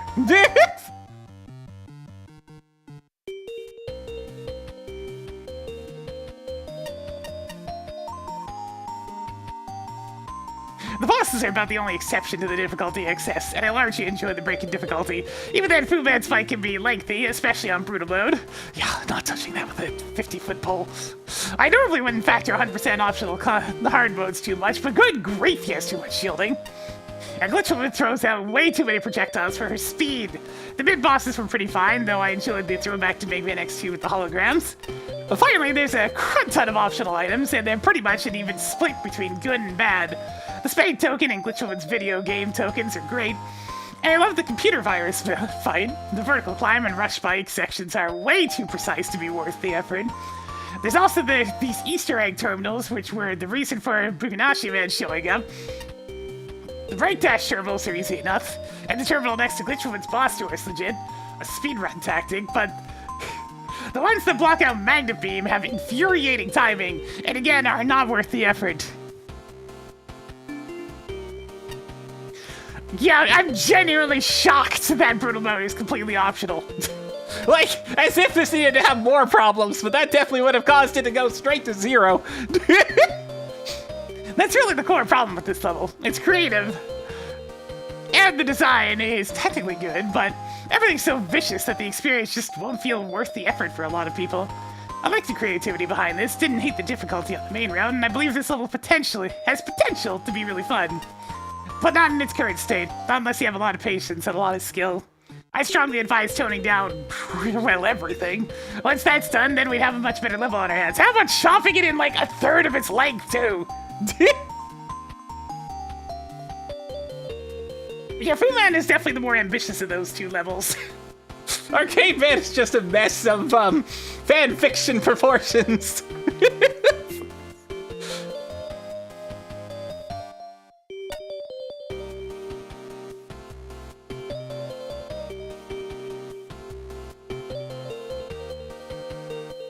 I mean, I wouldn't mind long levels less, but we're trying to make a Mega Man level. Thus, the constraint is right there. Keep it within Mega Man level length. If it goes too long, you're branching into something else.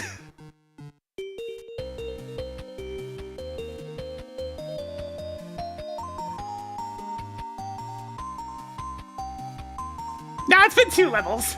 We've played 2 levels. From a technical standpoint, this is easily one of the most impressive stages in the entire contest. I can't even imagine how long it must have taken to code some of the assets for this. Suffice to say, that hard work definitely shows. When it comes to the level design, however, that's where things get a bit tricky.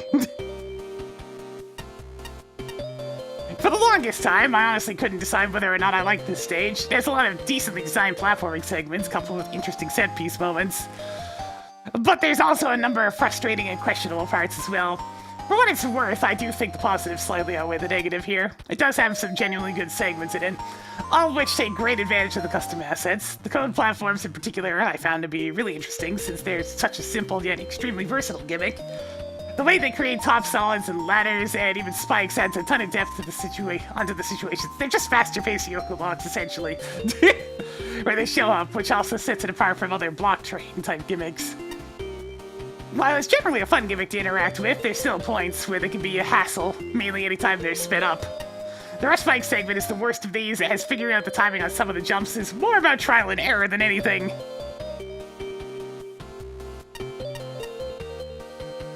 There's a few other segments in this stage that could be summed up with decent premise but rough execution. Though I absolutely love the first half of the glitch zone, the money on the run section is bogged down due to the extremely small space you have to avoid the enemies. While you can use breakjacks to cheese this section a bit, and in one case it's even required to reach a token, I think that only reinforces how flawed this part is. Abusing invincibility frames shouldn't be the best way to get through it, yet it is. Thankfully, it's only this segment, the rush spike segment, and some of the hidden optional challenges that are annoying. Everything else in this stage ranges from decent to well-made, including most of the bosses. I shall, hold it as a slight medal of patience, I guess, that I bothered to not use break dash throughout the money on the run section. Because, yeah, normally in money on the run, your protagonist is much smaller than Mega Man. So copy-pasting those screens while still having the one-hit KO doesn't translate very well when your character's twice as big.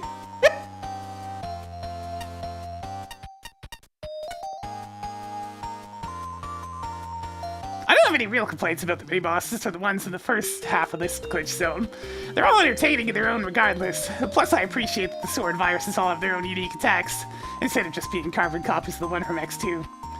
As for Fu Man himself, he has some pretty simplistic projectile and movement patterns, but he still manages to offer a decent fight. Glitch Movement, on the other hand, I am of two minds on.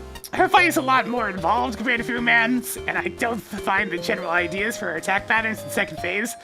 That said, I ended up not enjoying it as much due to how easily she can flood the screen with missiles. Yeah, spam, spammity spam! Overall, I think the best way to describe the stage is flashy, yet a bit daunting due to how much is going on here. I can definitely see this being a bit of a Marmite level to most, but for what it's worth, I'm still glad I got to experience it. A Fu walks into a bar. Patchy just looks tired. This is certainly a neat aesthetic, really gives off a strong high-tech feeling. The effect is especially cool with how the stage and the enemies transform into their powered-up cyber variants as you move along. I like the concept of the powered-up enemies. It certainly gives the usually harmless and underwhelming enemies like the Wonder Bell more utility and challenge design. It fits with the hacking theme the stage seems to be going for pretty well too. The asset presentation is definitely the strongest point of the stage, even having these impressive 3D wireframe mini-boss weapons as mini-bosses. However, the challenges can get pretty rough at times. For example, the snake platform moves really fast, like way too fast. 2 speeds, fast and way too fast! And it's easy to get pushed off the geometry when the player is colliding with its path, making for some awkward interactions. The token room with the long climb with these platforms especially highlight this. The respawning purple blob enemy is an absolute nuisance. It's already bad enough that it always resides on the far corners of the screen, way out of reach of your buster, actively being an annoyance, especially during the tricky platforming and puzzle rooms. Moveman's a cute design. The messages it gives on the screen while your types are pretty funny. The attacks are also creative and hilarious. It appears the poor fella couldn't even get him move on his own and had to resort to turning the floor into a conveyor belt. I like him. It definitely serves as a good finale to the stage. Though I cannot recapture the experience anymore, no matter what I do, the stage becomes glitchy on subsequent playthroughs. Tile sets become this garbled mess on some screens, and at some point it starts placing my character into Kirby's Adventure and Money on the Run for the Commodore 64? I think my NES cartridge is ruined beyond repair.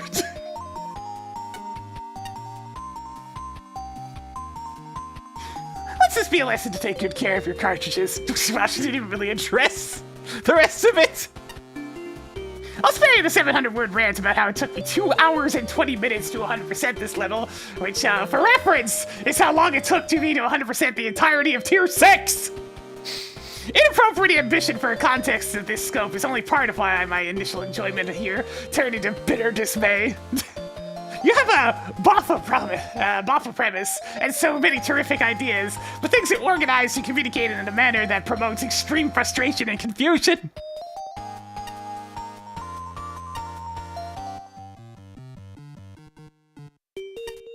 Footman isn't the main focus of his level. The path leading to him is merely one section in a full-on game about Glitch Woman. Without being trained to search for secrets with the mindset of a glitch hunter, finding the area with the interference is a maddening task in a level this vast and full of visual disturbances. Complicating the search are top secret terminals. Do I need to find them all first? And unexpected aesthetic changes. Are there functional changes too? In terms of introductions, placements, and persistence, the enemies, I'm looking at you, teleporting ball, are more cheap than challenging. The fight with Glitch Woman, while creative, is overwhelming, which could be said of the graphics and many gimmicks challenges as well. Brutal mode should not be available on a first playthrough. The fragmented lore and overlong digressions into Kirby and Monty, why not shorter jaunts into more games?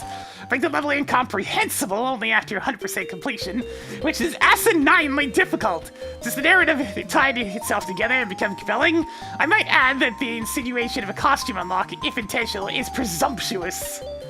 However, I approve of the developer room, not to mention the polished programming, fascinating gimmick concepts, engaging mini-bosses, Final Fantasy VIII music cover, attention to minuscule details, tremendously charming humor, some of the best of the contest in my eyebrow. Yeah, the boss is kind of typing away on the screen behind me is pretty good. And Footman himself, these things would have easily carried the level if it were shorter and simpler. I'm gonna lay my cards on the table immediately about this stage. I feel like this stage missed several memos.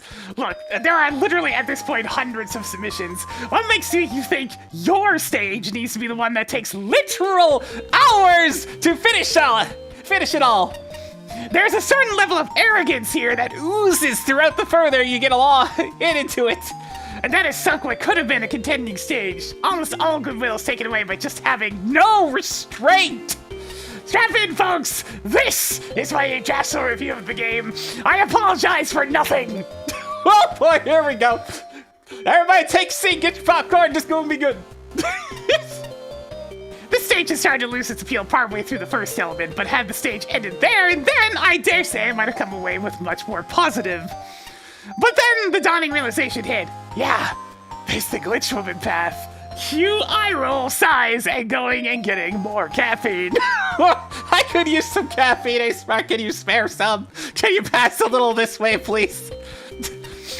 Now I'm forced to trek through another entire stage of this all. See, doing the whole 2 stages in one is, as it turns out, a really, really bad idea! Because if your stage does something that is irritating, and this stage does, all the issues and faults in what might have been minor irritations hit full brunt head-on. Oh boy! Given that the judges basically need to replay stages a few times to get an accurate idea of that issue is really compounded with multiple elements and a sprawling level of hidden and often hard to get crap. So that second element by itself shot the level in the foot, and then the other issues kept on shooting. There's only one bullet hole in my foot. What if I just go? So this stage is very pretty. It's got real life to it all, and it looks nice. The new graphical elements are also cute, and I'd maybe like the Kirby and Monty on the run sections if they hadn't been stuck on the tail end of the second element, but I digress. And yes, the 3D model enemies are very, very impressive. Unfortunately, the level's effects often hurt gameplay. Even when I was going for the terminals, it's quite hard to notice what I can interact with all the glitching going on. In other areas, the effects cover up what I'm supposed to be doing, or get overly distracting during boss fights, so I can't see what the heck I'm supposed to be dodging! Now, I like the reforming platform gimmick in theory, and this stage really explores it. Heck, if the next issue I brought up wasn't a factor, I'd love these rooms, barring the club and heart token, of course. But it's really hard to parse what parts of these platforms are and aren't solid. Sometimes it changes as it moves, just to add to the confusion, but the real kicker here is the corner pieces. The really small ones are solid. This means you'll often bonk into something as you try, and best time yourself, often straight into the pit of spikes. This is a recurring issue. But what really kills the fun in this stage, on top of everything else, the enemies. I hate them. The new Mets, the guy from MAGMML3, and I especially hate that respawning purple git thing that really makes going after the more finicky terminal tokens a right bollock. Or bollock, I guess. Even weapons barely help here. Why does the purple git respawn? Why? In another stage, I might have found the curvy and money rooms cute. The curvy area amounts to not a lot, just kind of extra padding to already padded level. The money area is quite obnoxious. Mega Man is too big a character to easily and naturally move around 8x8 blocks, and the already thin patience is worn out further trying to go through enemies you can't actually deal with. Being locked into a checkpoint because you failed the token is cute too. The only judge that ever addressed that Monty is considerably smaller than Mega Man. But this has to be one of the worst stages to try in 100%. Virtually every single token challenge is beyond obnoxious, finicky, and I'm gonna be honest, I just can't do some of them, even with weapons. Maybe age and my injury have something to do with it, but at the end of the day, I legitimately can't get some of these. That club one is so finicky, so taxing, and so awkward to time. That climb and way too punishing. No, they're asking way too much of the player. Hell, I couldn't even find the heart token without relying on external help. I've been very kind to tokens that just rely on the player just paying attention to their surroundings and don't even mind them being a bit sneaky about it. This right here, no visual cue, nothing. It's just in an arbitrary location, and the level has not at all been consistent about whether or not rooms with no walls can be scrolled through. And let's be honest, I can't do this challenge either. It's about on par with the club token. God, 2 in one stage, eh? 183 other bloody entries, and I managed almost everything else they threw at me, even to the point of perfect running areas and bosses. But this, I draw the line with. I'm not physically hurting myself for this. Oh yeah, sure, Kirby Superstar RPG mini-boss was cute. Well, quite enough by that point. And let's not get started with the terminal nonsense. Fu-Man and Glitch Woman. Fu-Man wasn't fun. Turning arbitrary invincible is one thing, but he has a lot of very tricky attacks and not nearly good enough tells to make dodging anything but a crapshoot. Glitch Woman is the better boss fight. That's an interesting take to a point. Using the MAGMML3 Fortress boss theme does you no favors though. If anything, it detracts. Look, I'm so cool, I'm basically a guardian. She's better than Fu-Man, though. Her tells are more reasonable, but the stage has dragged on so long to this point, I don't care anymore. I don't want to bother doing anything more than using a weakness and haphazardly end the fight. That's probably. Here's my final argument on why I think this stage failed so hard. Stages can either be greater than or lesser than the sum of their parts. If a component level nevertheless results in a dreadful experience, then that stage is worse than a jank fest with some mediocre areas that overall results in a fun playthrough. Let's give a canonical example. Mega Man Powered Up versus the original NES game comes to mind. Yes, Powered Up, it's technically superior to Mega Man 1 NES. More characters, more modes, more everything. And it even has a few levels that are straight up improvements. But I'd much rather play the original. The irritation factor, oftentimes worse enemies, more obnoxious boss fights, devil! It all outweighs its strengths for me. That's Fu-Man, a confident stage that is otherwise not even slightly fun to play for me. This stage almost makes me want to weep. It has all the makings of one of, if not the best entries, if only it had some actual damn restraint! Post-judging comment. Hey, so I have access to the source code and now I've finished judging. Did you try to force us to include your OC as a skin? It's there in the project file, fully kitted out, ready to go. So much code, and many Easter eggs and assets referring to it. It's so heavily integrated into the Glitch Woman boss fight. Surely we must add it, right? The work's already done for us. We'd be silly not to. No! No! That's not your decision! I take exception to that! That's how you guarantee it doesn't get added, by the way. As co-host of the contest, I'm putting my foot down in any attempts at doing so. It's dead. I removed it. I had to reprogram and the boss fight partially works, but it's dead. Do not underestimate the motivation of annoyance. The power of spite! No! Don't think I didn't see the sly attempt at subtly suggesting we give you an alter weapon either. By just including one of it in your submission. Wow. In retrospect, that kind of proves my initial point of arrogance and lacking restraint. And arrogance! And mention arrogance twice! And with that, this is now one of the few entries getting itself blacklisted from having any main game references. Grats. Oh god! This is being made public along with other examples to discourage this from happening in future games and contests. Out of the other examples, this is the only one that actually drew my ire. I am so thoroughly disappointed by this level.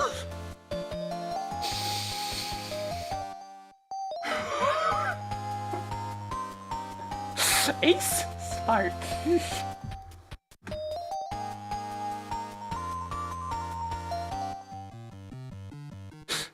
Yo, go off, Ace Spark! Spitting!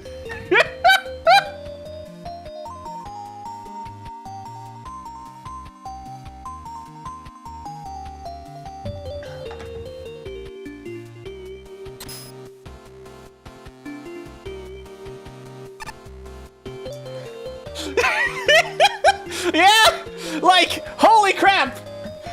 My review of it was already wordy, but Ace just hammered in every goddamn issue I have with levels like that. Just absolutely hammered it in there again and again and again. It's like there are nearly 200 entries in this. Get your head out of your ass and make something of reasonable length.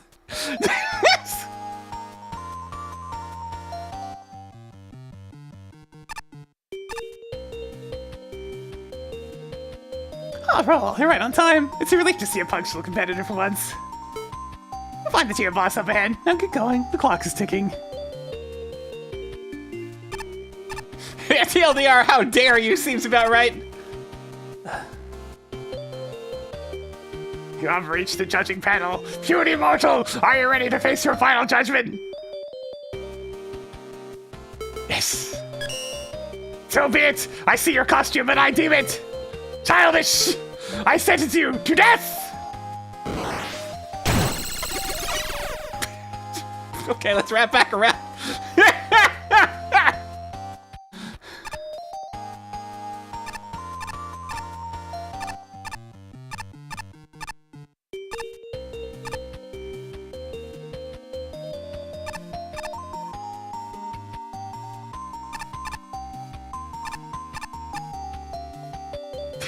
They're fast travel for the tier.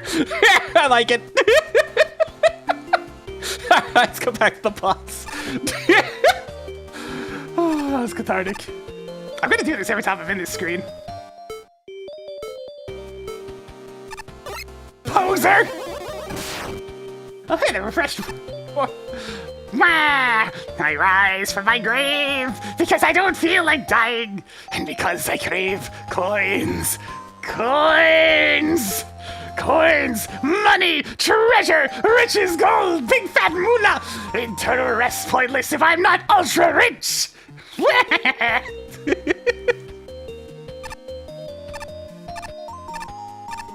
that's the thing. That is what we like to call a slippery slope with the forced costume unlock nonsense. It's the classic thing of if you let one person do it, then everybody expects it. And that's why you don't do that shit. It's why I strike down a lot of other things. It's like, you need to be firm. Otherwise, you let one thing slip, and everything's gonna be expected to try and slip through. It's like training a goddamn dog. You gotta be consistent.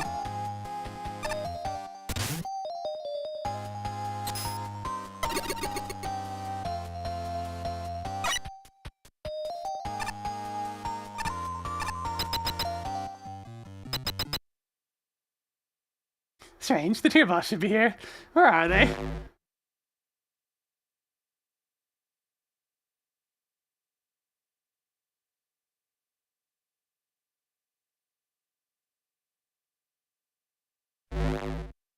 You're spoiling my view of my own visage. Oh god. Oh no, it's a narcissist. We gotta get him.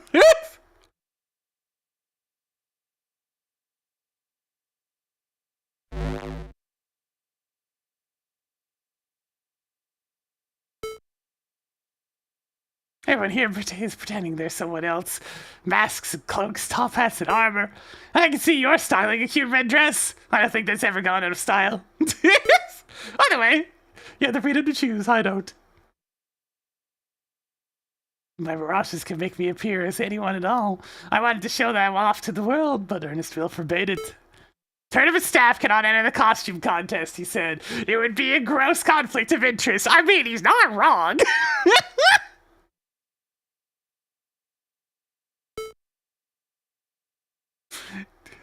To be denied like that, it wounds me. All I can do now is imagine an audience cheering me in this little room. Oh, Mr. Ernest isn't wrong, but you know, it's not so bad. And this gauntlet to the main event. can show off your talents to all sorts of strong robots, and you can push them to their limit. I say it leaves a stronger impression than coming first in a sideshow. What do you think? Yes, that's true. Here, I can do far more than play pretend. Perhaps I needed the pep talk. I think you will. Now, show me what you've got. Yeah, that's my line.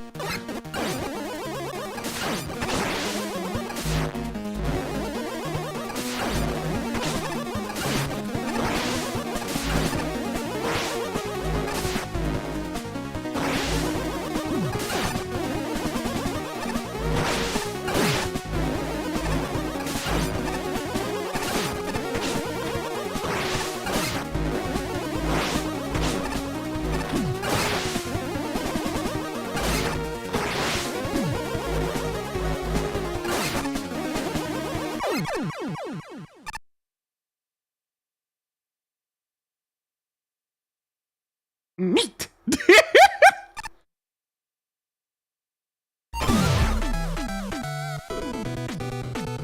It seems like it was always the second one that has that's vulnerable, so you know. Yo, what up? Rolf, do you believe in fairy tales? This party has a door to a magic kingdom somewhere backstage, but you need to find a secret switch first. You've already passed it, but if you want to retrace your steps, then step forward and accept your final judgment. No, I know where the switch is. It's actually faster to go this way, Proto Man. Oh, hey, it's just Wario. I tried to get some quick cash in that thing up there, but I couldn't take any of the treasure out. What a rip! I even tried breaking some frog egg things over and over, but all I got was pennies. Where's the real big bucks, eh? Don't tell me I had to work for it. That's for jumps!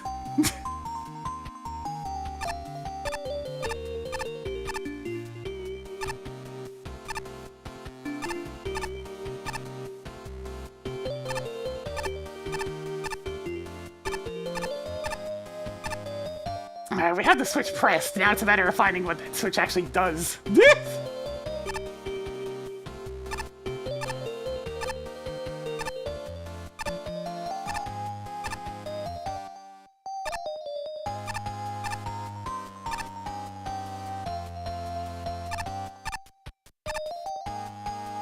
I didn't choose this costume. The Mega Man killer stuffed me into it, and then it threw me in here.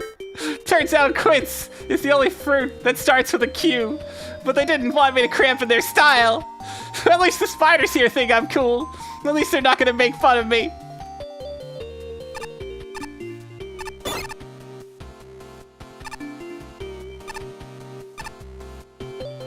That does it! I'm tired of living in the rafters all my life! I want to get out of here! And get into showbiz! My problem is I don't think my current name's too appealing. How does Cog Spider sound to you? What about Arakier? Yo, Arakier sounds pretty cool. I think I can workshop ideas with Shopman and Friender. You thought Crazy Cannon and Hot Dog were their real names? No, just fancy nicknames some advertisers came up with. Hot Dog!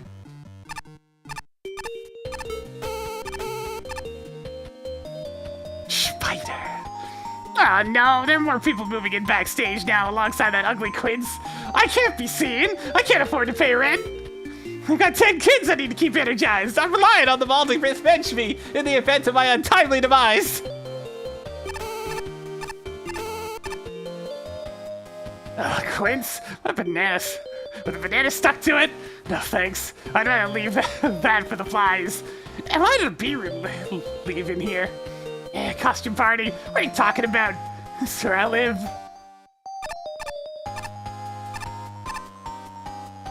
You see your reflection in the mirror. Looking good.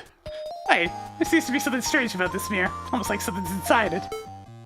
Take a closer look. What the?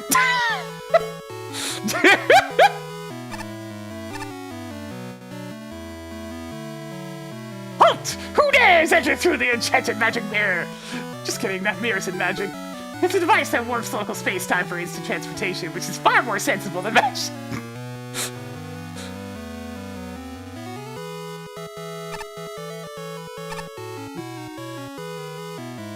Spin and spin and spin away, twirl and hoot and kiss away.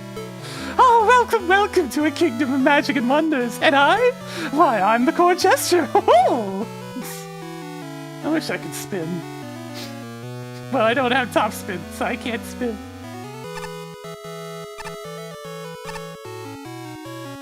Hey, stop! Get back here! Oh, well. Oh, dear, this is quite embarrassing.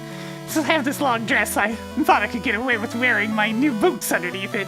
Now my legs won't stop. Don't worry, though. I'll catch them soon. Maybe. Please stop. Hark! Oh, I recognize you. You're none other than Brew. I see that you found our little mirror world hidden away in this rather regal party. Your curiosity shall be rewarded, for in front of your stage is a simulation starring none other than myself. Her Majesty had a vested interest in showcasing the resolve of our Queen's Guard, and struck a deal with earnest will to craft an extra trial for the tournament goers. So roll, I look forward to meeting you inside. Don't hold back.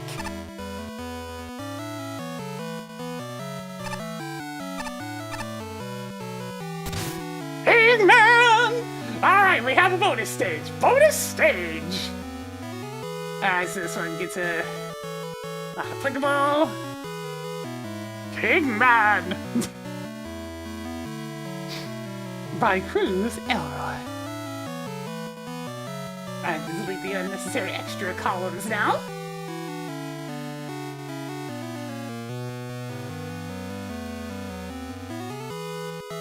Alright, this is gonna feel real nice after that other stage. Let's go! 1 and 5 again, huh? Alright.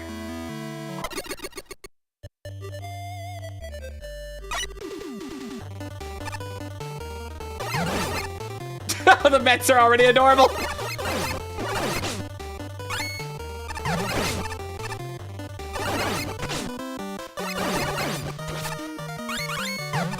No, no!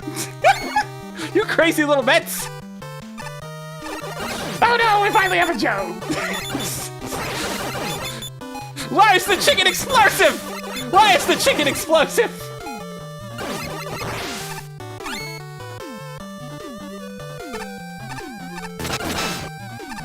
I mean, I'm still gonna laser try them, but they are cute.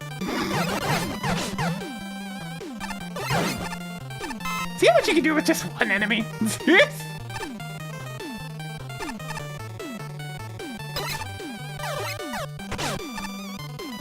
I see!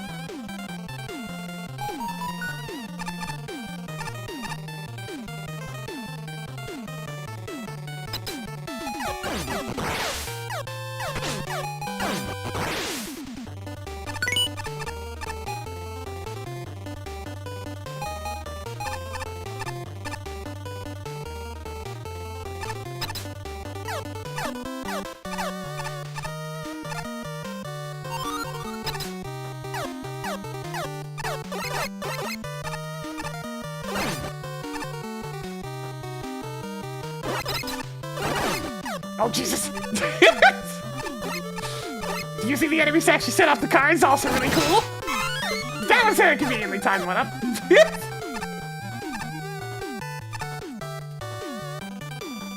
I can see the token glittering over there. Oh, God.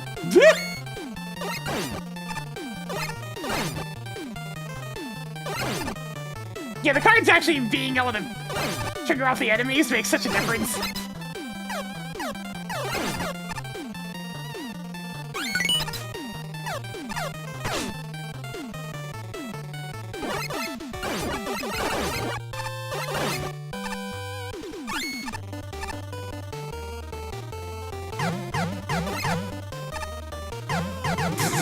I love the Chester Mets.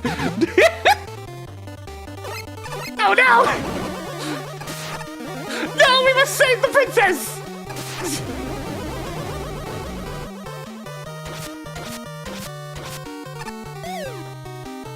Wait! The princess is trying to kill me! Alright, see how I'm actually supposed to do some damage here.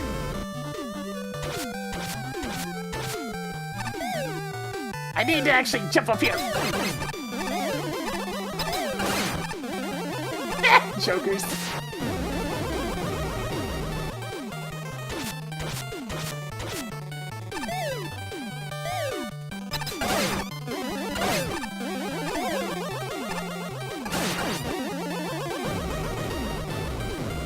I mean, she's throwing the guards at me.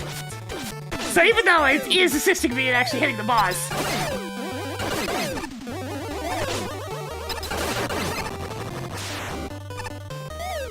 Oh, thank you. All right, okay. Look, lady, you have an interesting way of helping, I'm just gonna say. All right, see ya. We saved the princess.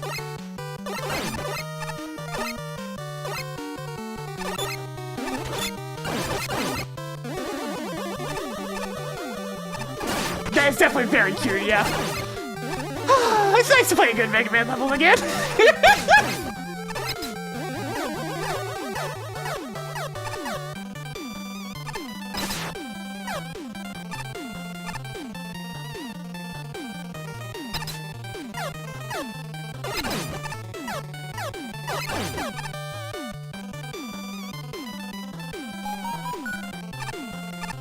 Go, go, go, go! I don't see any sparkling behind these. Oh! It's just cute. Okay.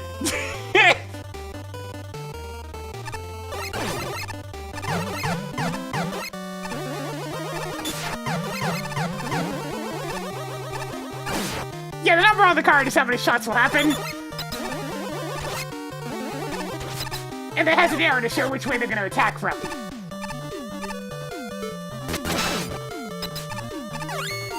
The Temkin Royal Flush! We haven't actually seen, like, Quint in a stage in a while. Oh, the card's sideways! Okay, I get it. So that's what this little demonstration was for. The card was turned 90 degrees to the side, but the arrow is based on if the card is sitting upright.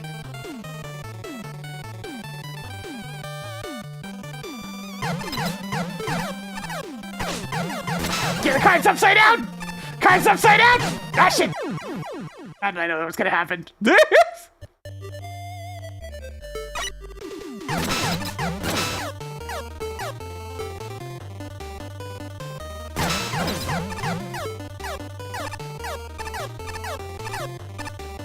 Now that said, all the suits have a specific direction they come from, so if you memorize the suits, it could be a little bit easier.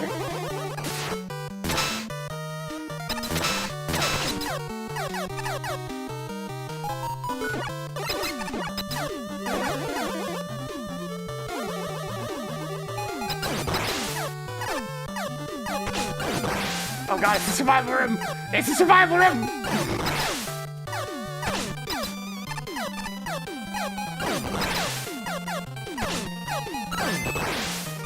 I did not do that well, but I had enough HP.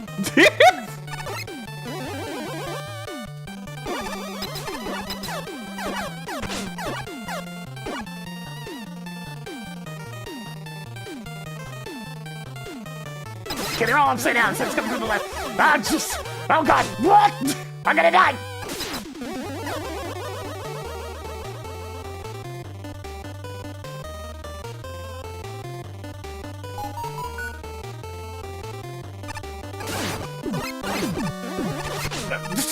Ah!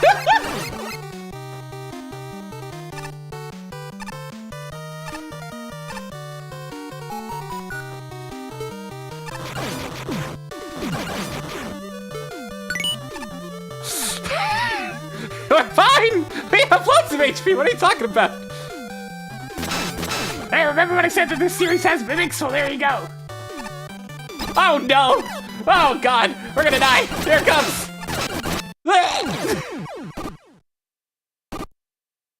Yeah, that's a vanilla mimic right there. Yeah, I assume the token doesn't spawn if the mimic manages to jump on your face.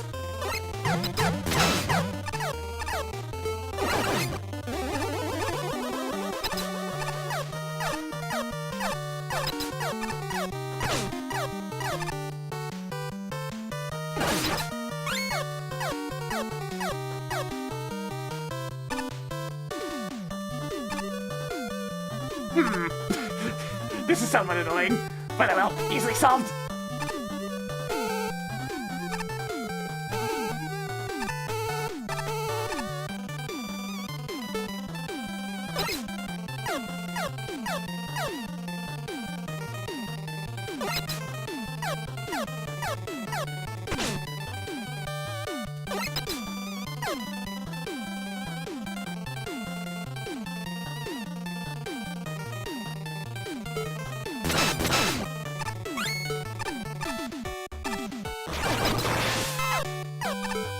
Oh man! Of course, I was right next to the checkpoint. Oh well.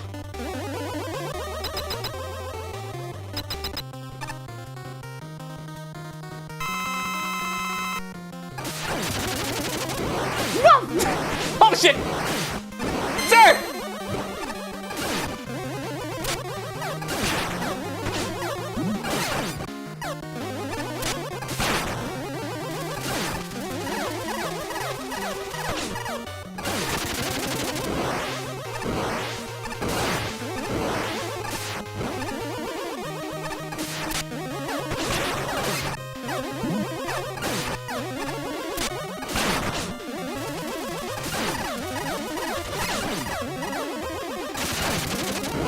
Ah, jeez. Whew, whew, dangerous.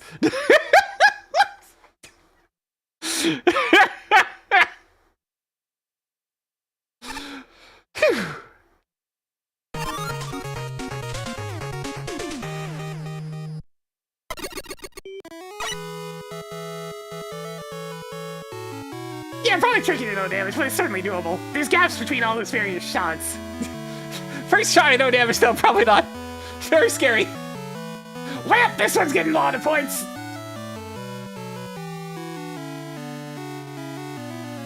I really, really like this one a lot. Let's see. Big old points for design. I didn't really have very many issues with it, other than sometimes it's kind of tricky to actually, you know, not get overwhelmed by bullets. Creativity, absolutely. It went to town with those card gimmicks. I had a lot of fun with this one, I must say. Functionality, I didn't see any bugs or whatnot, so I think we're okay in that regard. And aesthetics, I mean, I think the color palette was a little bit tame? But still, the custom assets are all very good. A genuine Mega Man level. Alright, let me do my totals real quick. 85!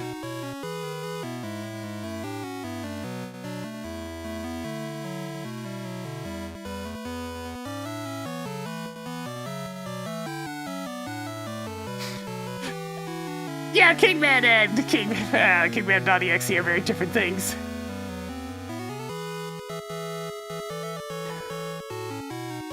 The palate cleansing that came from playing this level after Fu Man cannot be overstated. My god. Anyways, this level is awesome. It has a fun central gimmick that gets explored in a ton of different ways. From setups using enemies to trigger the cards, from needing the cards as platforms, to rotating the cards so you need to take their orientation into account. It is a little much to keep track of, and, you know, people will probably get peppered by suits of a painful nature. But I mean, everything is there to help you learn. The enemy variety, while containing the usual trophy enemies, like Joe's, Mets, and Tellies, most of them had a special twist to make them fundamentally different, which was much appreciated. The mini-boss was adorable, though I struggled to tell whether the princess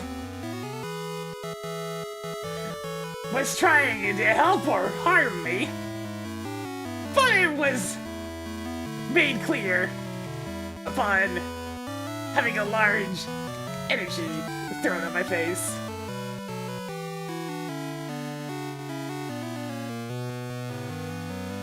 The tokens were very cute. From survival gauntlets, using the card central gimmick, to just fun little Easter eggs, like the Royals of Dev Kit Syndrome.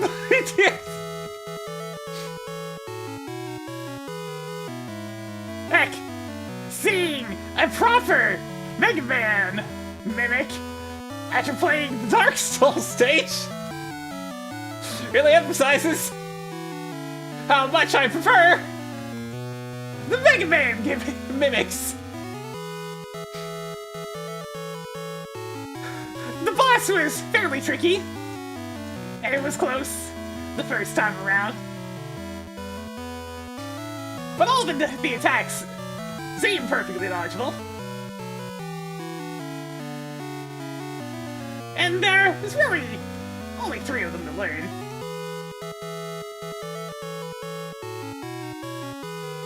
Really, the only, like, slight issues I had with the stage are mostly subjective.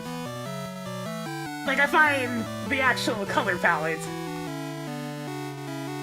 a bit muted and uninteresting outside of the enemies themselves. Enemies and cards themselves.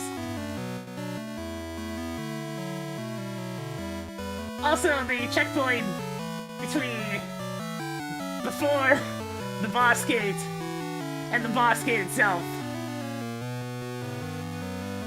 feels a little long, but I mean, there may not really be enough screens to slip one in there anyways. Either way, bless these bonus levels. They really hit what I am looking for in these types of stages. And let's scream the judge is me!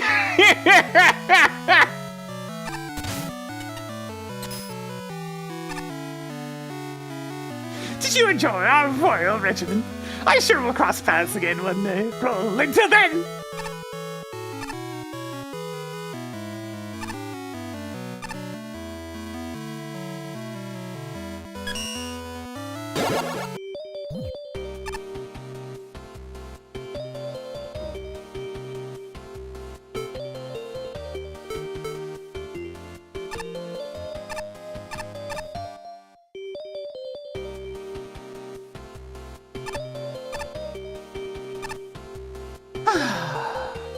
Well, man, this year was doing really well right up until that last stage. But I mean, this is definitely better than the previous one overall by quite a bit. So we're officially halfway through the tiers.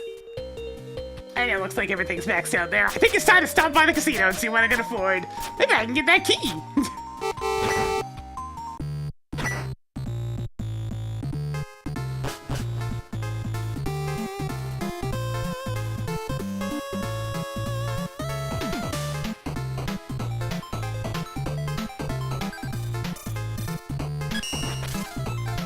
Oh, I'm so close. I just need 10 more. Yeah, we'll save up.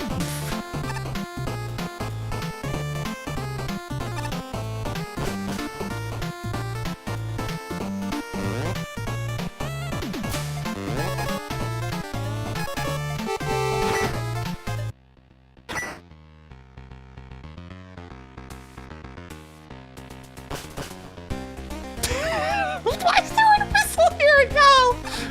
Why though?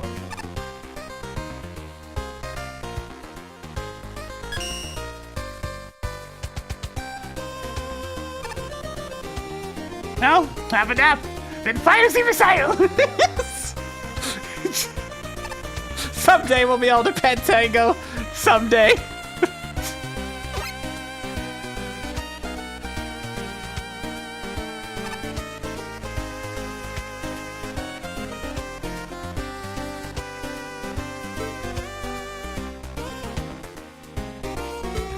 How will I know if I'm a bolt enjoyer or a bolt appreciator? Whose can am I kicking? Well, fish tell me if they fear. Will fish tell me if they fear me?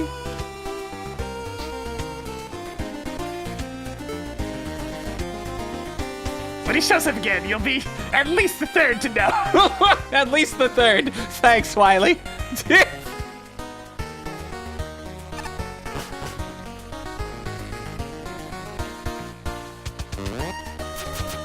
Alright, let's head into the next tier, which means I need to... Go ahead and fix up the spreadsheet a little bit. The Taste Collective! I'll talk to them in just a sec. I need to double check what the first rank is. Okay, day 2. Got it. All right. Prepare the food court.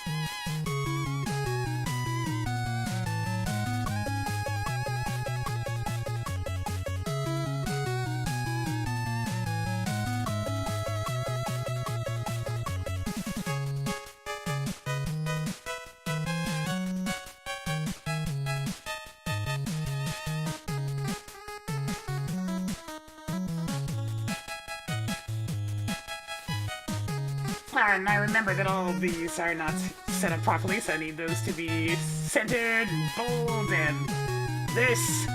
Alright, I think we're good. Anyways, milk! Can I sit anywhere I'm on?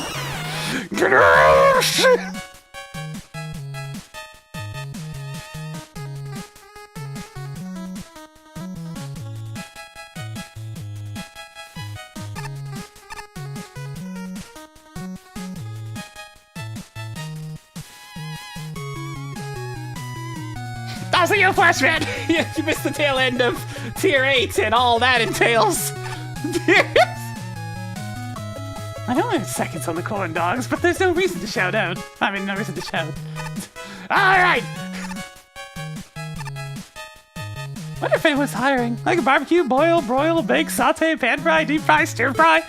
I can make creole, dishes, kebabs, gumbo, soup, stew, salads, burgers, sandwiches. I can work with pineapple, lemon, coconut, pepper, potatoes. That's about it. That's a lot of different types of cooking. You there! You look like a wine connoisseur! May I interest you in a free wine flight? Or some wine to take home? One free wine flight coming right up! Whee!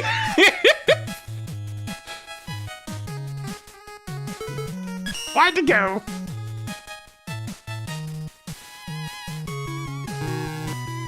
I don't have anywhere left to put this! Oh man! Now I have to pour it back into the tap! Why would you do that?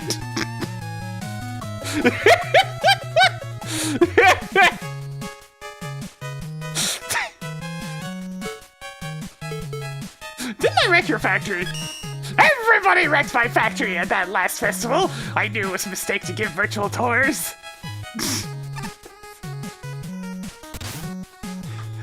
Well, kind of appropriate to have this right next to where Shadow Man is, huh? Ninja of the night. The glove! The glove. I wonder if they're any relation to the fella from Glover. Oh well.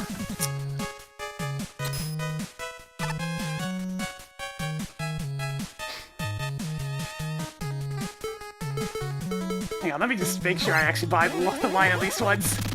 I can do that and then do this. Alright, it's only for one weapon, I have to remember that.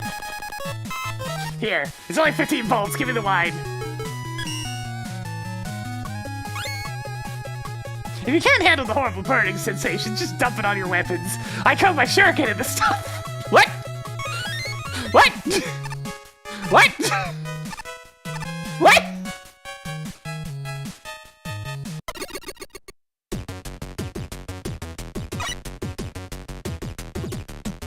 You must infiltrate the ninja castle and defeat the villain at the top.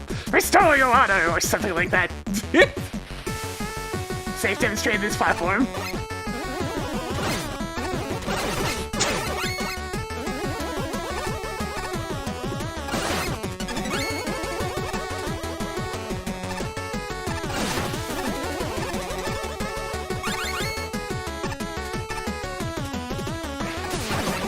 Yo, Ninja Joe! Remember, Joe, aren't you a bit swole to be a ninja?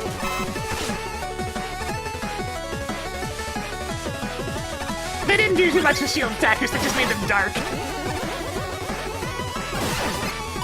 Oh hey, totally, we haven't gotten one of those yet today!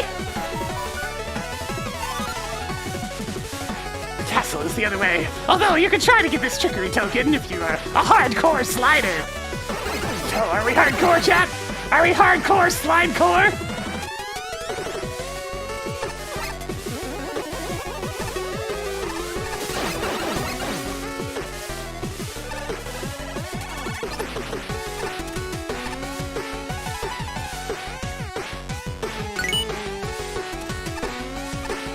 Hardcore slime core!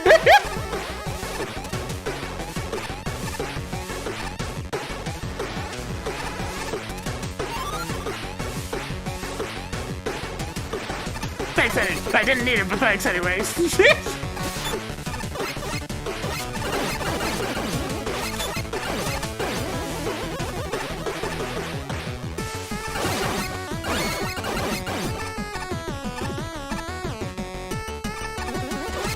We're getting a little bit tricksy with our platforms now.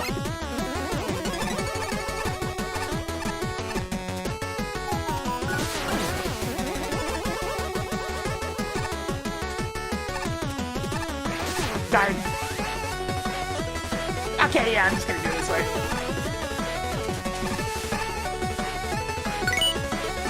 Ah, yes, it makes sense to see this guy.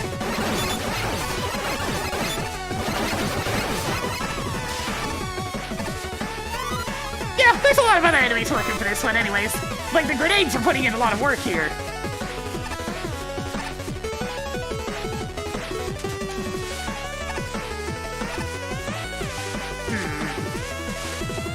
Yeah, I can just do it like this. Then we go up here. Actually, I could use that E-Tank.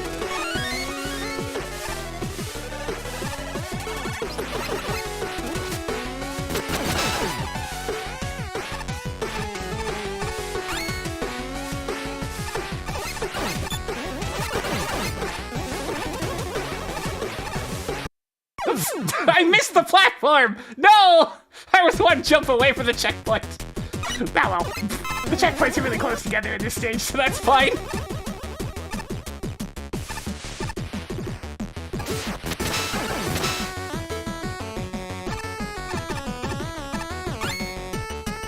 Bateau!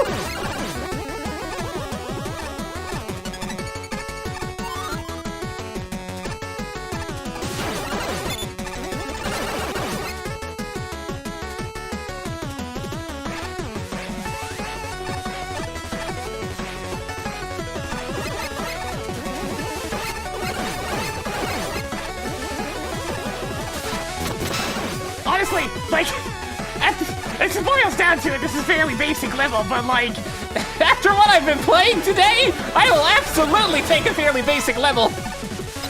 Oh boy! Hey, Power Masters. Something about their recoloring just makes them look kind of depressed. I don't know, they just kind of look like they're going.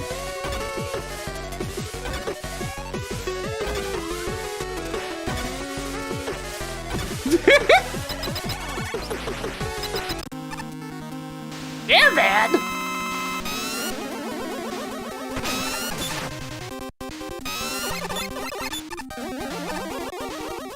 What the?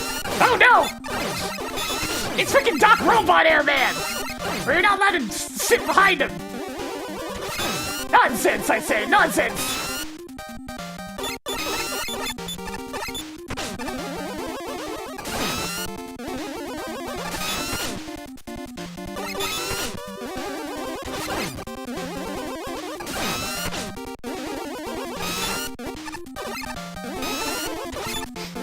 Are way more dodgeable than normal though, so there's that. Nonsense, I say, nonsense. Anyways.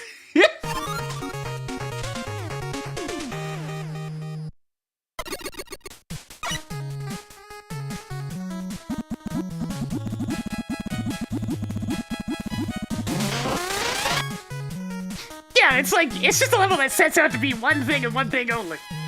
A good Mega Man level. It's not trying to be the next big thing, it's just trying to do its best to be a good stage. And it succeeds! Sure, I mean, it's a little bit boring visually, and the platforming obstacles are, for the most part, fairly basic. The enemy selection is kind of standard, but like, it's got a good song, it progresses nicely, the checkpoints are generous, it's not too long. Boss fight it caps off with it that looks kind of neat, and actually has a decent challenge to it. It's like, it's got all the little pieces that make for a good experience, as opposed to trying to be super over-ambitious.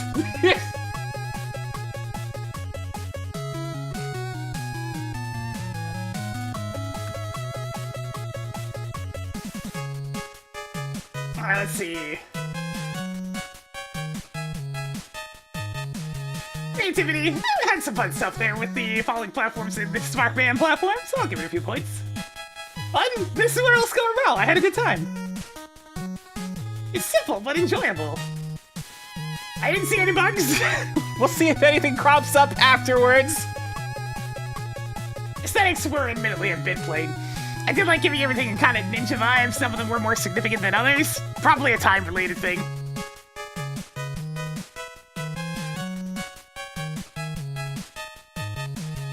Let's see what we got here.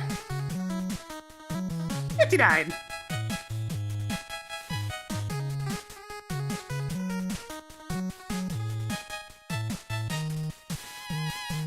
I've noticed Shinryu tends to enjoy harder levels, so it's probably just a little too easy.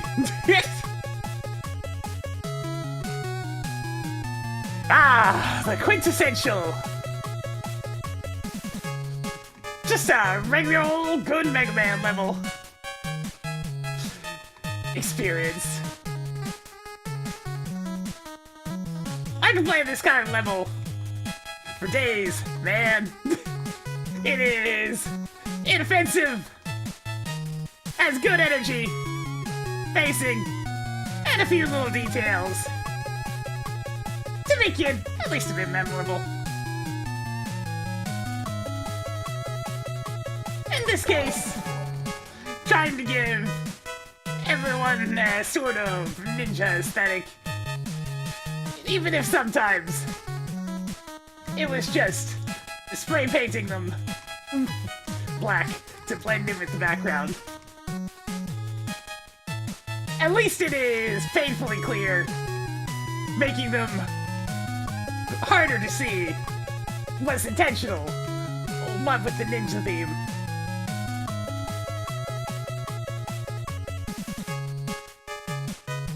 Rico, welcome. Stage does not really have anything exceptional going on for it, but it does the basics well. And you know, that does a lot at making something enjoyable. Also, what do you mean I cannot get free hits on Airman by standing behind him after he switches sides?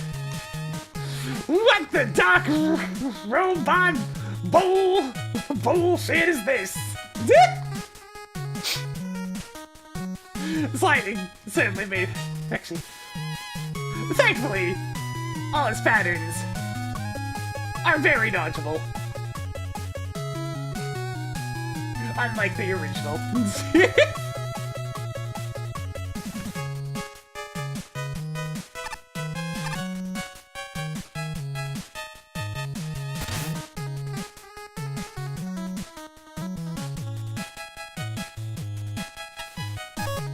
Oh, this isn't gonna win any awards for visual aesthetic, but man, that music's bopping.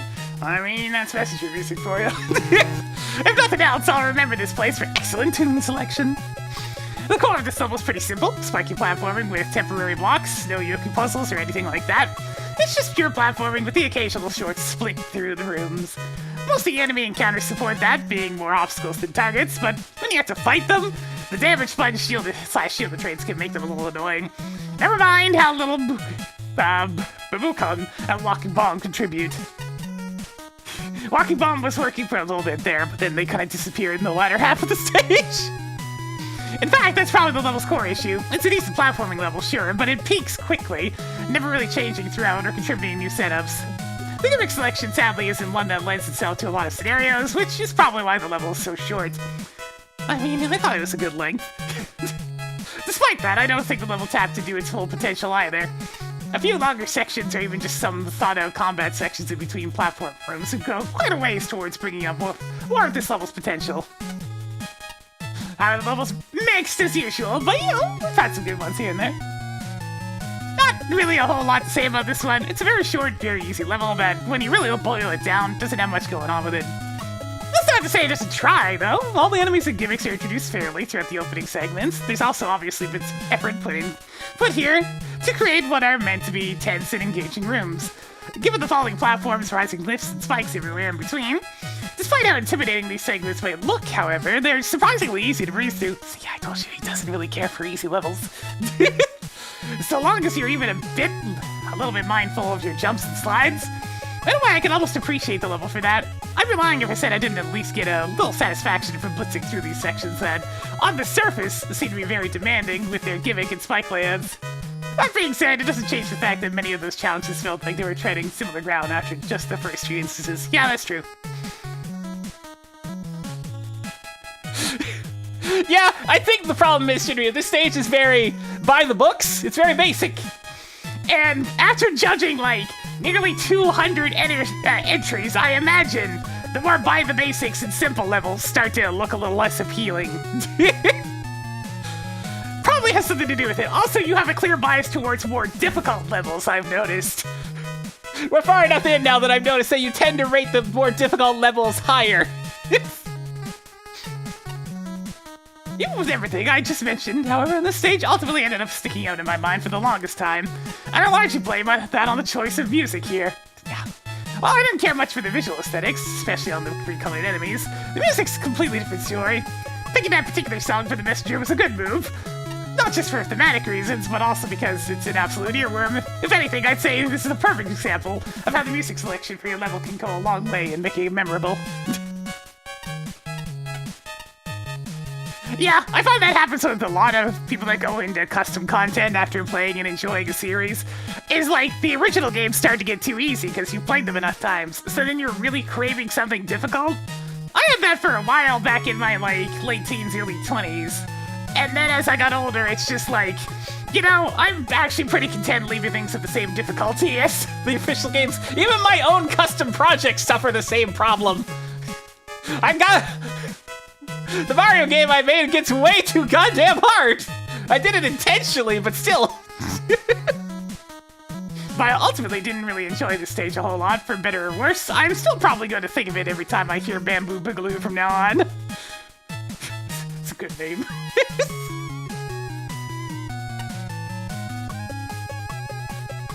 Cage of the Night! Winky face! Although it's nothing spectacular, I still think this is a fine and cute little level. It's always charming to see the enemies getting little reskins to match the level's theme. The music's also really pumping and catchy, which is always great. Though the level's a little monochromatic looking with too much purple everywhere. Yeah, the aesthetics are the big thing sinking this one. The gimmicks are in the form of simple block platforms, which is somewhat appropriate for this kind of theme. Feels like you're infiltrating a castle full of traps. They're definitely the strong points of the level. I really enjoy the platforming challenge segments. However, when it comes to enemies, there aren't enough pursuing kinds, so a lot of rooms feel kind of slow-paced, whittling down to beefy Hammer Joes and Susies as a result. Boss could have been someone else other than Airman, because he's kind of meh to fight as a boss. It's still funny, though, how he was made into a shuriken-throwing air ninja machine. Rockin' music, a moody nighttime theme, checkpoints at regular intervals, a screen count in line with the official games, and a ninja theme? Sign me up! Flashman just slamming his ticket down on the table. It's like, let me in. I like how there's always ample time to react to new challenges. This is especially important in the first few screens, where several elements are introduced in rapid succession. It's not as pronounced as it could be, but there's an acceptable difficulty curve. Scaling back the frequency of power-ups and slowing the pace of new assets combinations would make it even better. Stronger platforms in the mini-boss fight would have been nice too. One One criticism is that the design feels well-intentioned but messy. Most screens are far too busy, with multiple types of gimmicks and enemies combined with distractingly complex architecture. Action often takes place too close to the edge of the screen, bottomless pits look like secret passageways. The best screens are the straightforward ones, like the first token challenge, the anti-checkpoint, and the one with the E-tag. I'll forgive the unbalanced info box at the beginning, unlabeled, excuse me.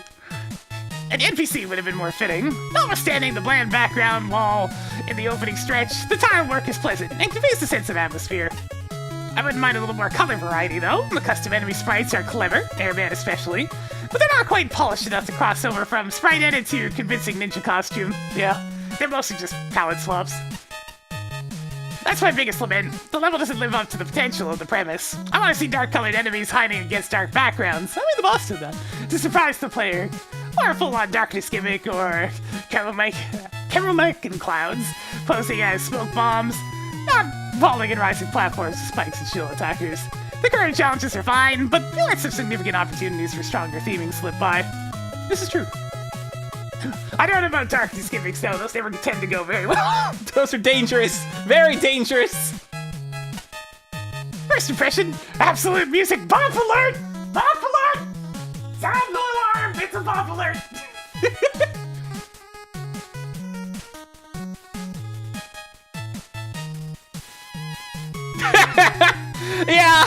Yeah, I absolutely tore into it, as you could probably expect, Shinryu. And then I read Ace Spark's review.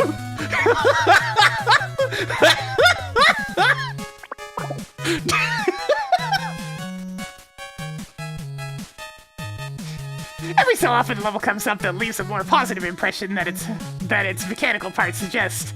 At its core, so much of Ninja of the Night is made up of some of the more overused generic assets, but its theming, music, and atmosphere are just very cute and charming. It all helps carry the stage. But it's not just cute. Importantly, this stage is a great example of how even minor changes in sprite edits can help otherwise incongruous or generic assets mesh together. Yeah. Most earlier areas of the level look fairly bad due to frequent tile cutoff. This improves on the stage as the stage goes. I might have been learning as I went along. It's quite possible. There have been similar entries this time around that tried the darkened enemies in the darkened room. Camouflage seems like an appropriate idea after all. But this is probably one of the few stages where, due to retaining enough bright areas to the sprite to stand out, the player doesn't find themselves clobbered by that enemy they literally struggle to see coming.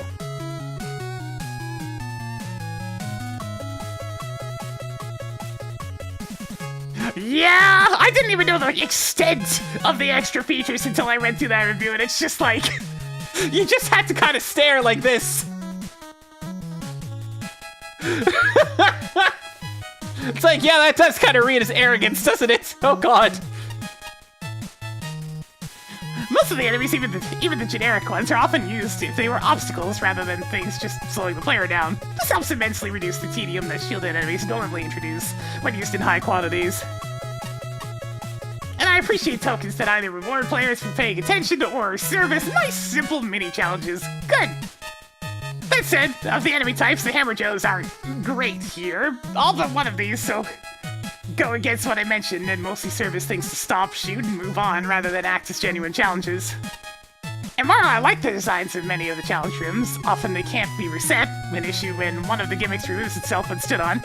You should always avoid a player being left stranded with a forced death the only way out. At the end of the day, Ninja of the Night is not a top-tier level, but does enough right and stands out that I think it's worth noting as an example going forward. And honestly, yeah, the stage is rather short, but it's also fairly sweet. Ultimately, this prevents the entry from outliving its welcome. Oh my god, those last 3 words are so important throughout this contest. Christ. Hey, Spark. Come on, hold it. I'm name right there. Oh, it's the wrong font. By the way, the previous one as well, did I not fix that? Yeah. Pesky fonts. That way in... No, I fixed it in G7. Okay.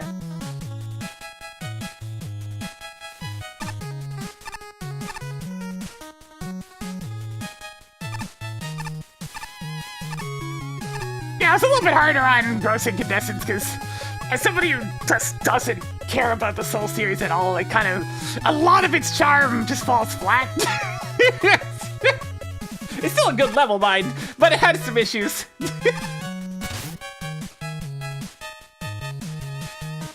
Bold and trash. Interesting level name.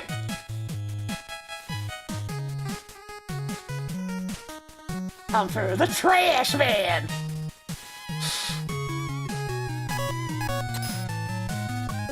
Alright, what we got here? One. Holy crap! It's just one element.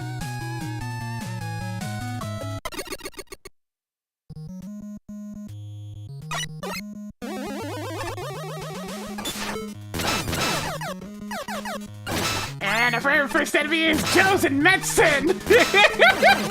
Alright, where's the shield attackers?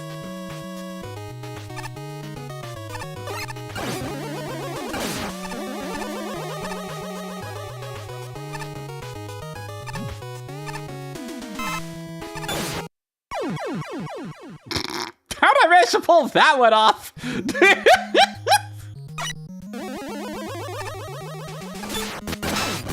Chosen Medicine, Chosen Medicine, Chosen. Right, this is the tanky one.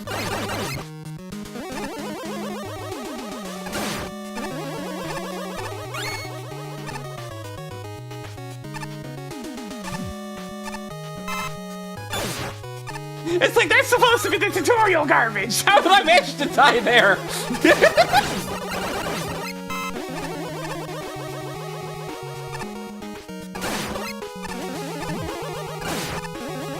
Oh, I see what it wants me to do.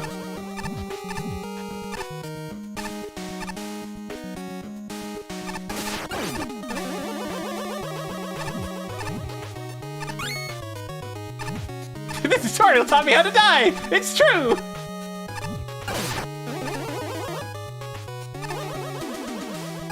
Squish. I can always appreciate deciding to set up a squish like that. Are these actually enemies? Okay. What about this guy? Surely they're nice. Sam. Hello, I am Sam, also known as Secret Area Man! Secret Area Man! Thank you for coming to my secret area! I returned on it! Oh, thank you! I'd pat him if I could. Secret Area Man! Be careful, roll! A junk duct has exploded and you must be wary! There are tremendous concentrations of junk in the room below. Oh god! Bald Man, are you junk? Is it you? Are you the junk?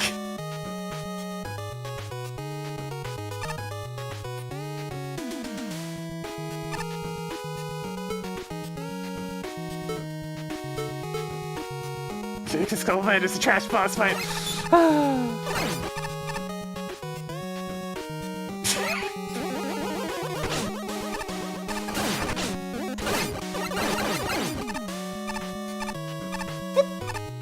And boom. Yeah, very subtle. Attention all trash dudes. The advancing wall of Voltman is attacking Chamber 3. Quite literally. Oh, I see. Oh god, they're coming! They're coming! Out of my way!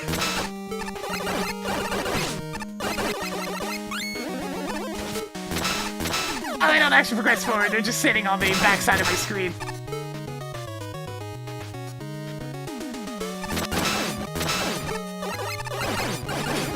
The author of this level clearly had something against Voltman.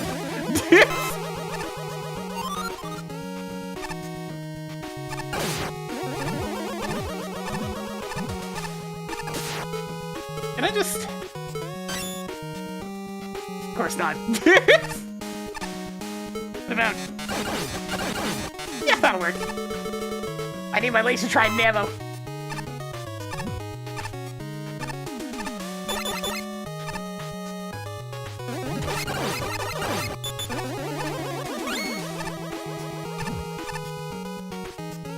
Wait.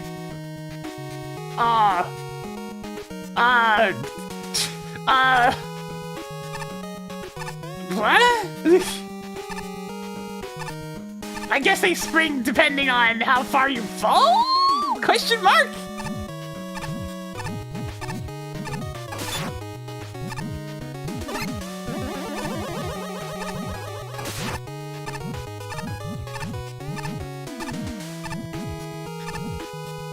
And these ones are backward springs. Holding the jump button makes you jump less. Oh, that's so weird.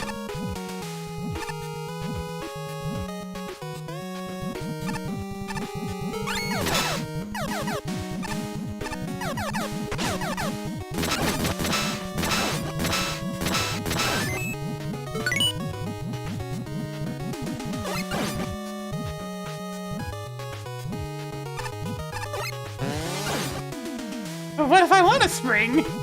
Ah, Joe's invincible. I see.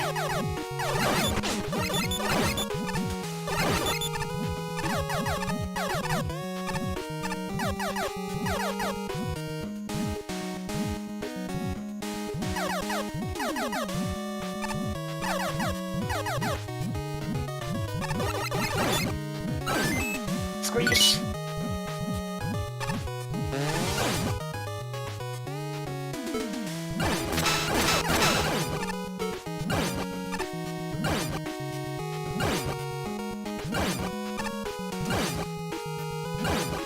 The rainbow fellas. I'm gonna guess they have infinite HP. Call it a hunch.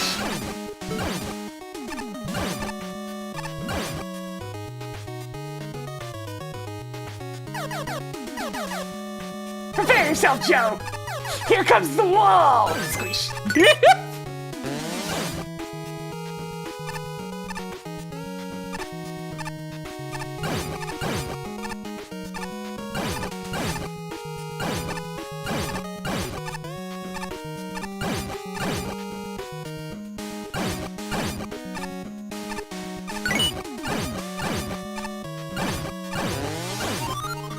Alright, that's a bit of a longer section without a checkpoint, but we made it. Oh no, it is I who is that threatening of getting squished.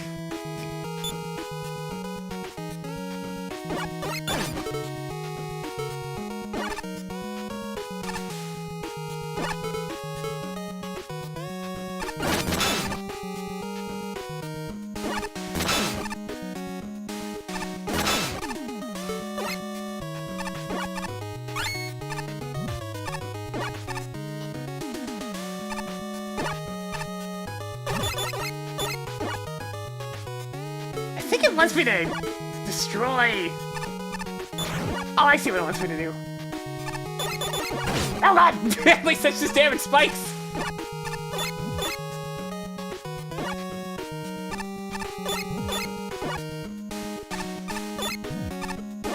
Gotta thread the needle on this one. There we go.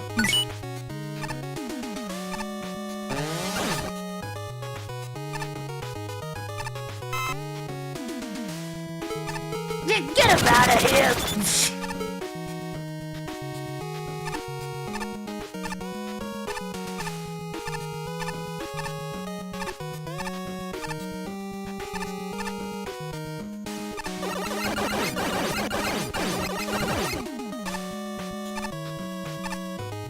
Wow! Here, catch! Wow! This is getting a lot of mileage out of this one platform.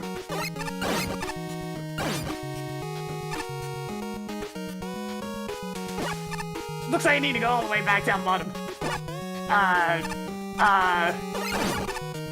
You know, I'm just gonna... What if I just...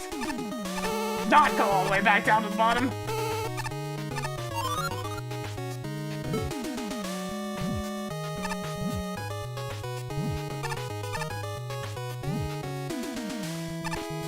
Hey Joe, what's up?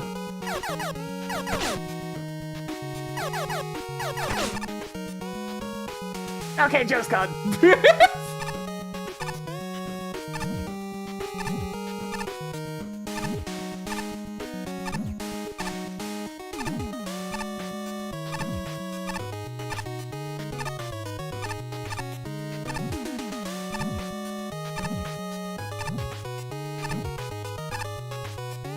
Going up.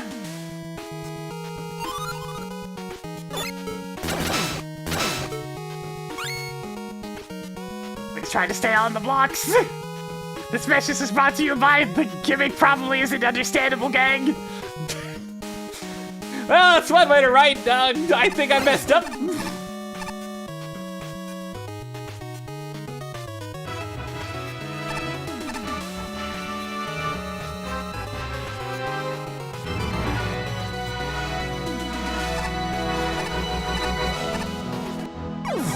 Damn it. Didn't quite parse it fast enough. Okay, that Cypher Joe's really rude.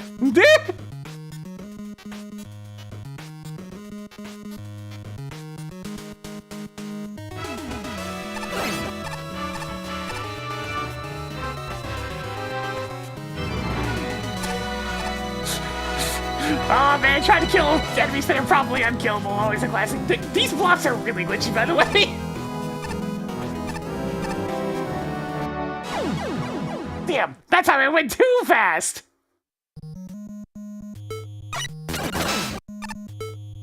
Alright, off again!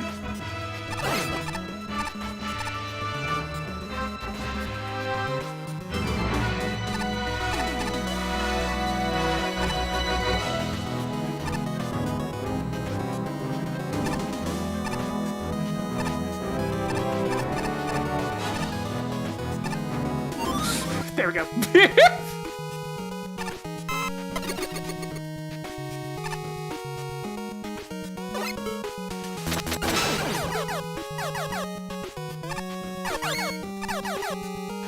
I don't know how many Joes is too many, but it's somewhere before however many this is.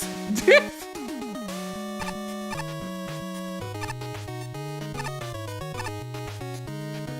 is all the stages that do the whole, like, very visual garbage to cover the screen nonsense. It's happened a lot now. I don't think I'm supposed to be down here. Let's just preemptively prepare Magna Beam, because I think I'm gonna... No, I only need one block. Alright.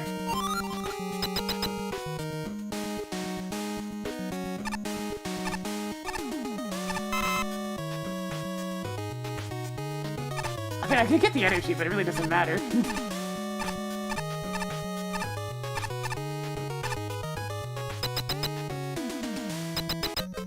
I mean, the boss keeps going.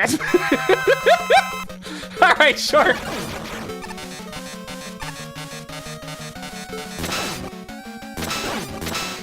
Alright, so another stage that can be summarized as Laser Trident.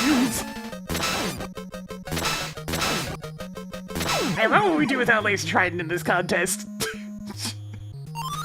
I mean, it's just us, man.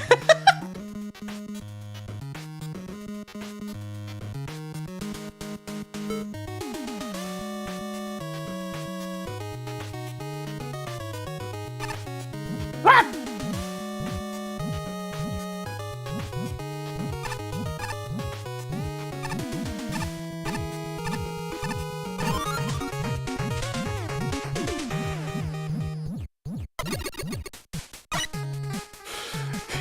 That's a weird stage, man. That's a weird stage.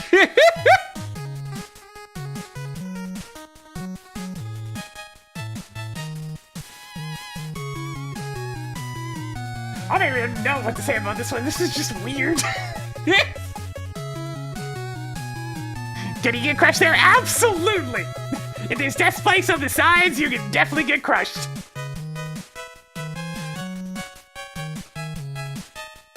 You did have a lot of creative ideas, at least. I'll give some points for that. But... Alright. Function... The blocks are very odd. And the visual garbage of Voltman would probably be really hard in some people's eyes. Aesthetics, it's mostly just us man stage, but you know, has a couple of things, I guess. Nothing fancy. Let's see what we got. 41. This is a very weird stage to try to pin down. It certainly does things. and has an evolution to the things it's doing, but like the junk platforms, especially the conveyor ones, are kind of buggy and tend to snap you to one side of the platform, which can make jumping and sliding to avoid obstacles on them a bit of a problem. It's also a bit of a aesthetic issue. Right. Actually, that's not a good phrasing for that. Aesthetics, while fine, do have some issues. Notably, the Voltman spam. I could easily see this being hard on the eyes for some people.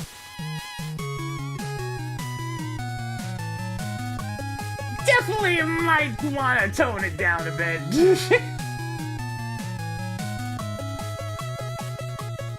It's a bit of a slow-paced level, thanks to its more puzzly nature.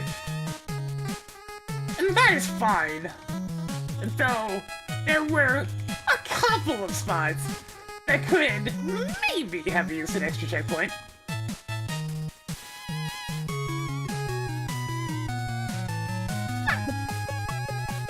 I had no right time with it. And Old Man gave me a chuckle. The deadly finale is a decision, though. It did not give me, but I imagine it will get more than a few people. Overall, a strange level, but I have certainly played worse.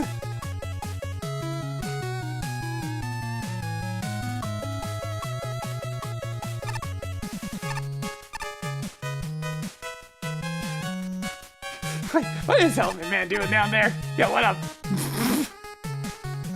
Why are you in the freezer, dude? You in ice form right now?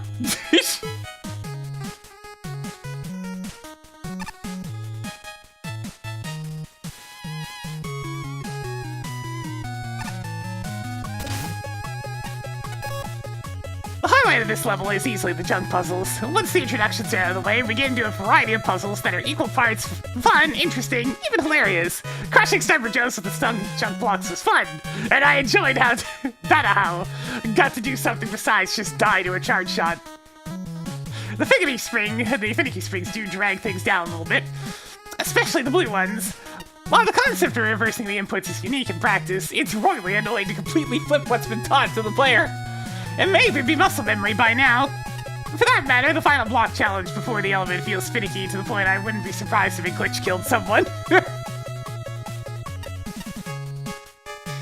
Once we get outside of the block puzzles, the level kind of falls apart. The tallies on conveyor belts are a good concept to spice things up, but in practice they feel much less interesting than the puzzles. The complete lack of faith in the concept doesn't help. The side is unnecessary at best, confusing at worst. It's unnecessary because the first section is an adequate teacher for staying on the blocks, especially since there's a checkpoint. It's confusing because staying on the blocks at all costs can get you killed in the Voltman segment, and you've no reason not to assume the gimmick has different rules the second time around. For that matter, the Voltman sections were more annoying than the actual bot himself. The introduction has so much crud on screen that it hurts to look at. The advancing wall of Voltman is a lie. It always stays at a certain distance away and never actually touches you. And the two Voltman walls with an array of rainbow death lyrics below the player, that's too much animation. Meaning upswing right back to being painful on the eyes. Combine this with a rather long length, the level is around 50 screens when the average is around 25. And we have an irony that overstays its welcome. If there's one thing I'd advise adjusting, it would be either revamping or outright scrapping the Voltman sections. Right now, the only Volt that isn't terrible is the Volt Dust Hybrid, and that's just a reskin. It felt fairly long for me, just because the puzzly sections will inevitably make those 50 screens drag on a bit longer. Well, That was a bit odd. to put it mildly, yeah, I'm with Shinryu on the question mark there. This one was just a weird one. If there's one thing I can point to in this level's favor, it's that it has some interesting gimmick applications. The blocks and springs are used to create some pretty decent puzzle platform segments, even if they're a bit finicky sometimes. The space you had to work with in some of the C sections can be rather tight, and something about the way the blocks interact with things just feels off. Thankfully, nothing broke on me, at least until the end of the stage, and the platforming remained manageable for the most part. Unfortunately, this doesn't make up for some of the stage's more glaring issues. For one, I question why the Voltman imagery had to be here if it wasn't going to amount to much other than some overdone jokes.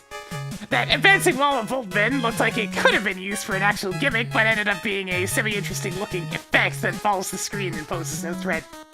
The only time the Voltmen actually do anything is during the final stretch of the level, where they serve as a visual distraction, as well as being an obtuse hint that some of the blocks in this part are indestructible, despite not having the invincibility glow surrounding them. As for the ending, I honestly think the level really should have stopped once the Dust/Voltman fusion fight was over. The final climb has a tendency to break if you don't start jumping the moment the blocks begin passing through the conveyor belts. I've been shunted off of it into the spikes more than once. Yeah, the blocks are noticeably glitchy. Thankfully, there's a checkpoint at the bottom of this part, so at least you don't have to refight this boss if you happen to die. Okay, I didn't actually pay attention to that. That's good. That's good. Overall, it's a rough note to end this somewhat strange level on. If anything, this level definitely stands out for some of its visuals and the concept it puts forth in block puzzles. That's for sure. Trash! Damn it. Damn it, Patchy. Trash! This has a similar set of gimmicks to another certain block conveying factory entry in this contest, but they're executed way better here in my opinion. I really enjoyed the creative implementations of the junk blocks, creating stepping stones, crushing enemies, using them as platforms to ride on. It's all pretty amazing. And then I started eating garbage. Especially with the red springs that only work for non-player entities. So you then need to bring in the dust blocks so that you can spring up with it. Really impressed with that. The puzzle rooms I really like, where you need to bring certain dust blocks down to proceed. I just enjoyed how the assets put together for such creative interactions. Oh yeah, the red springs reminded me of one thing that I need to comment on.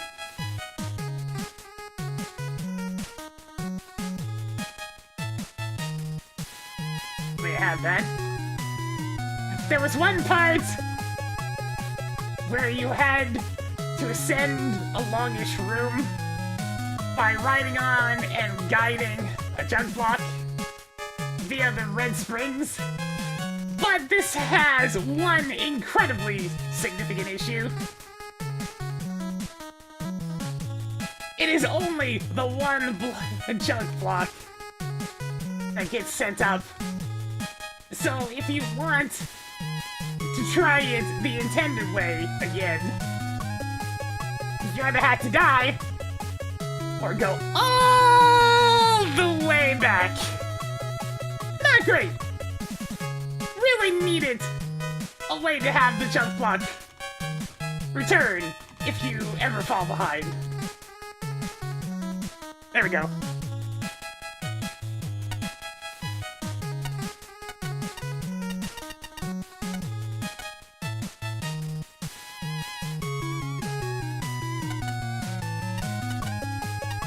The puzzle rooms I really like, where you need to bring certain dust blocks down to proceed. I just enjoyed how the assets are put together for such creative interactions. It's been underwhelming to have just a bog standard dustman fight after all that, but I suppose that's fine. He's out on the chaos towards the end. The enemy spam could potentially be problematic for lower end systems, if not already a little bit nausea-inducing visually, even if it's funny. Old and trash, more like belongs in the bottom of tier 9. This level, like its referential name, doesn't entirely make sense if you're not on the same wavelength as the creator, and even then it's a stretch to say that it works. There's a connection between the convoluted architecture, frequently unclear puzzle objectives, and uneven difficulty. The flying bold men, while entertaining, are a visual and technical disaster. The flashing invincibility effect is somewhat overwhelming at times. Players can grind for infinite keys, get permanently stuck in a comically large number of places, and get smacked around by a Joe immediately after restarting at a checkpoint. Even the obscure Easter egg needs rethinking. Why should I get a pat on the back for a trick shot that shouldn't even work? Fortunately, I have a high tolerance for messy design if it's manageably difficult and sufficiently creative. Nothing here is so harsh or precise that it ruins my fun, and I actually really like the concept behind most of these challenges. Thanks to all the gimmicky twists, my favorites being the drop platforms, key doors, and bounce inverting springs, the block puzzles feel fresh and engaging. Invincible enemies are handled well, and I'm especially impressed with that pesky Joe on the conveyor ride when I don't scroll him off the screen. He jumped off the platform for me. The boss fight is just barely different enough to make Dustman feel challenging again, and the finale succinctly captures the whimsicality of the level. The focused theming and the uniquely moody music and irrelevant sense of humor give this level a highly distinctive atmosphere that I enjoy. I think it needs a lot of work to be widely recognized as a good level, but for me, it's a welcome addition to this contest. Now, if you'll excuse me, I have an epic secret room to reblog. I like this level. I was hoping to love it. I really enjoyed the puzzles in the level, as it makes use of unusual mechanics for Mega Man.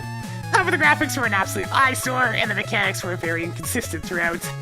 Almost every block section was different and felt like clever design, being able to work out what to do without ever frustrating the player due to having a confusing room layout. The middle of the stage, where junk blocks and springs are combined in a number of interesting and unique ways, was superb, and the highlight of the level. Unfortunately, the level is a mess. The gimmicks could act inconsistently, sometimes the same object would act differently. The most obvious examples are the spikes, which are only sometimes instant death, and the rainbow lyrics, which were also sometimes instant death, but also sometimes destroyed junk blocks, and other times did not. Even the springs in the level had different strengths, yet identical graphics. There's one room around halfway where a red spring on the right of the room bounces a block really slowly? There are quite a few more, but I don't feel like writing a novel. Then the eye hurt. Oh, the hurt. Why'd you put poor Voltman to such an obnoxious use? Every use was actually painful to look at and added nothing to the stage. The judge copy of this stage had several rooms filled with hundreds of Voltman objects across the whole screen that could not be interacted with in any meaningful way. And sometimes they rapidly cycled colors! The sheer amount of effects elsewhere is also hard to look at. The invincible blocks and enemies should have had different graphics rather than the default flashing effect, as there are several rooms filled with invincible objects placed for your puzzles. What do you mean several hundred Voltmen? How many Voltmen were there? Oh no! I'll go with shade review on this one.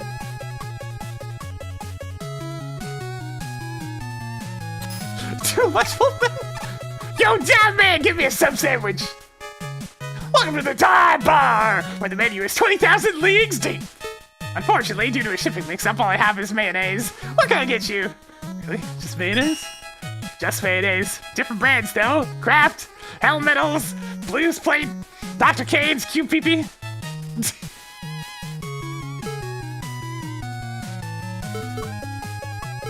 I'd like a drink. I'd like to live in a reality where my customers didn't ask to consume mayonnaise as a beverage. Oh well, at least one of us can get our wish today. Here's a jar of our pies mayo. I'm gonna guess mayonnaise is M-Tanks, so let me just burn that real quick.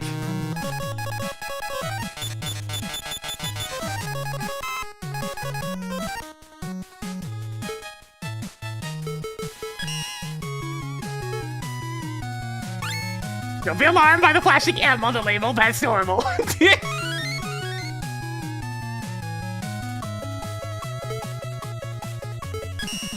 You did hear me say that all I have is mayonnaise, right? Have you considered the logistics of a mayonnaise sandwich?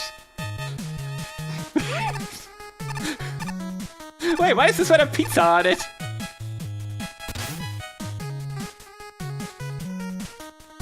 Devil Factory by cheese! Wait, is that who I think it is? Alright, this will probably be the last stage for today, so let's get going. Cheese pizza! And 1 and 1, you see a good sign. What are the time penalties about? It was submitted late, and 25% penalty means it was submitted quite late.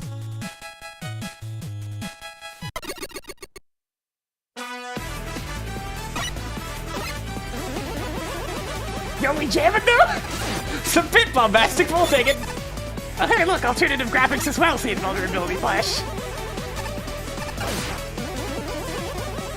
Oh my god! Alright, we're using we are using devil blocks as platforms!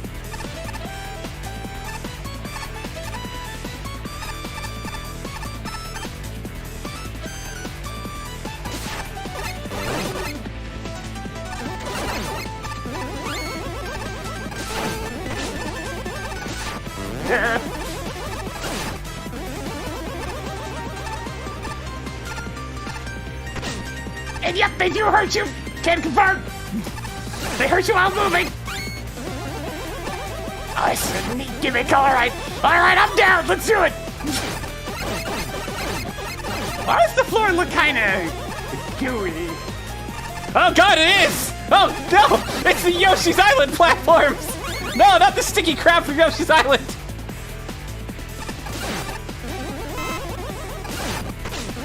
It looks gooey because it is! We're in the devil goo! We're in the devil goo! This is a tragic day!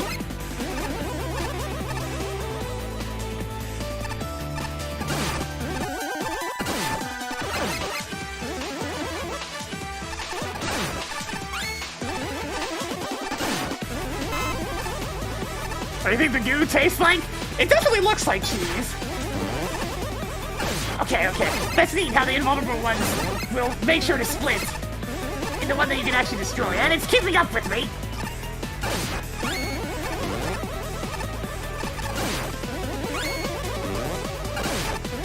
Is that thing still following me? It sounds like it's still following me.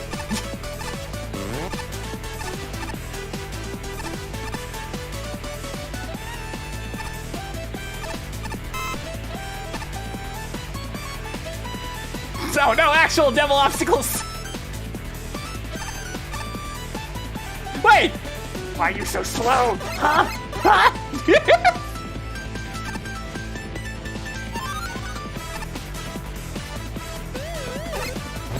Alright, these guys from Mega Man 10 that reverse the conveyors.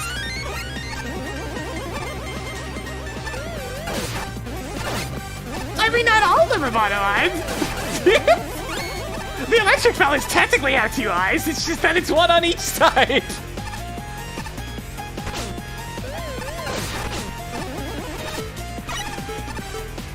no magnet beam, but I do have a cat.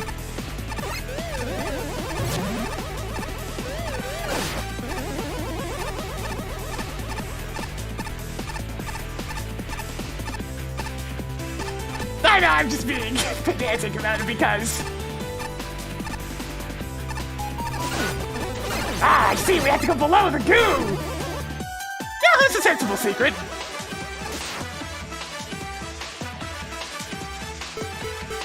So if I place... What the? That's an unexpected. All right.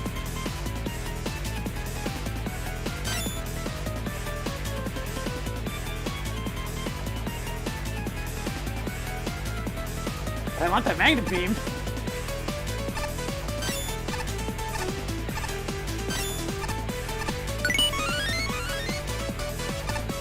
That'll work.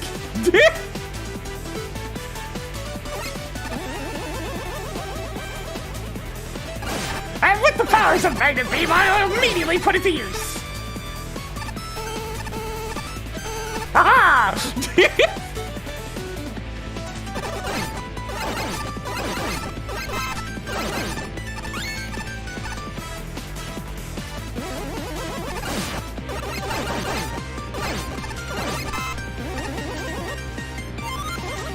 Man, this would have played so much higher if it... I don't have like chemical plant zone goo going on.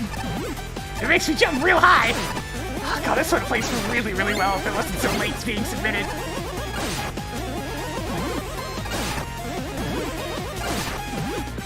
Yeah, Magnet Beam was disabled before, so I actually had to earn my Magnet Beam. And earn it I did! Death! I have become Death! Destroyer of enemies!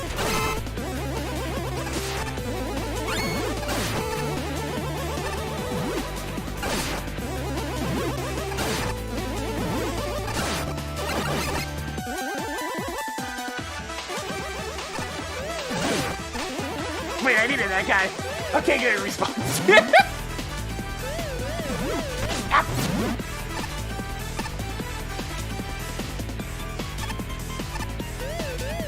I should have just shut them. Oh god, there's too many of them. There's too many of them.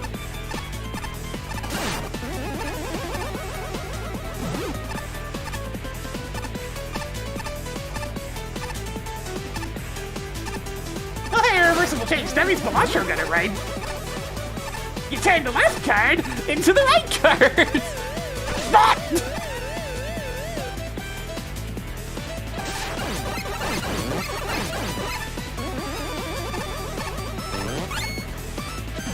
Not. Oh, didn't expect the scrolling there. There's a lot of dudes. There's a lot of dudes over there. Okay, good. I scrolled most of them off the screen.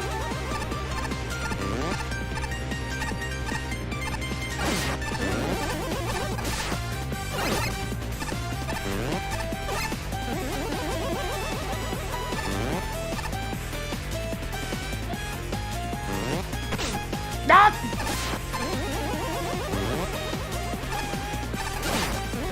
Oh, it's coming.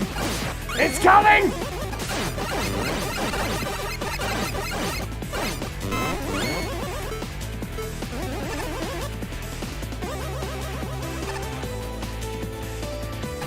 Oh, I see what I need to do for this one. Well, since I figured out that this is a mechanic, I can make use of that.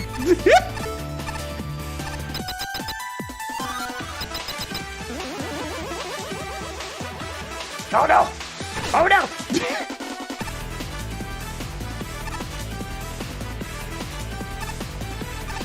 Oh god!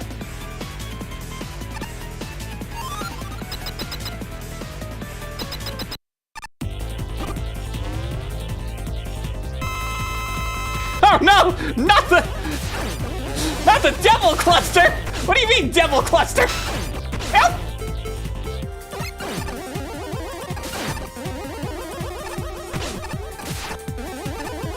Smorg, smorg, smorg, smorg, smorg!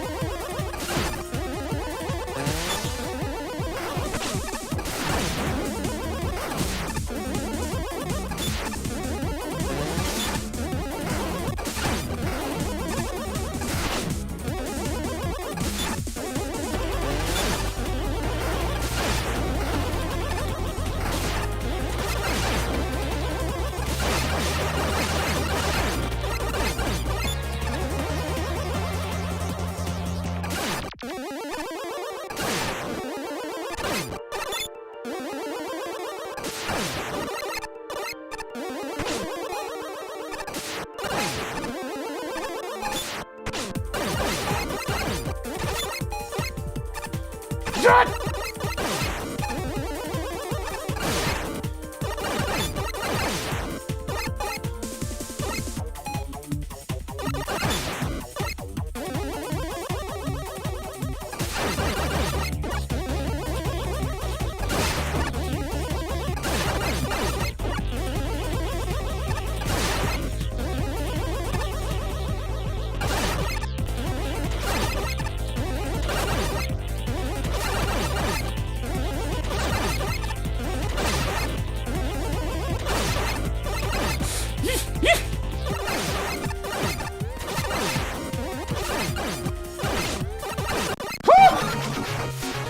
I live!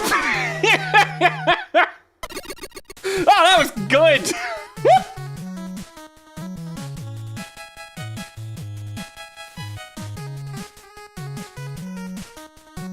Bit of a longer fight by nature there, but I wonder what its weakness is. I can see magnetic shockwave being instituted and pierce through all of them, in theory.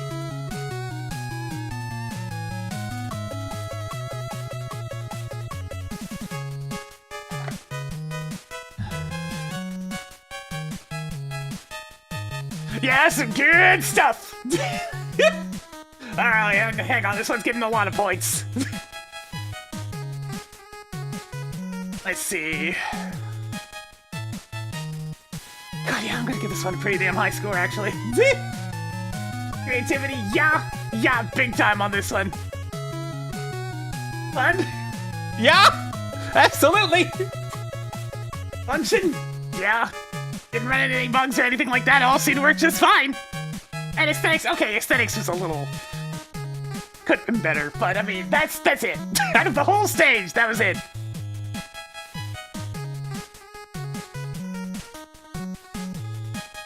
It was just like a lot of solid monocolor stuff, although like Mega Man 2 type thing. But I mean, other than that, that's what I'm looking for. Yeah, that's what I'm talking about. Alright, let's see. 79! Yeah, that's a fair bit higher than the past few ranks that we've had, huh? Damn that time penalty! Damn it!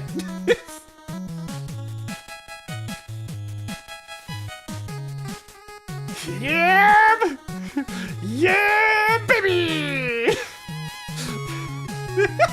That's what I'm talking about! This is the type of level I've been waiting for! This is a super clever idea for a level, and unlike a lot of other creative ideas for a level, this did not flop at all. My lord, it's a miracle. Everything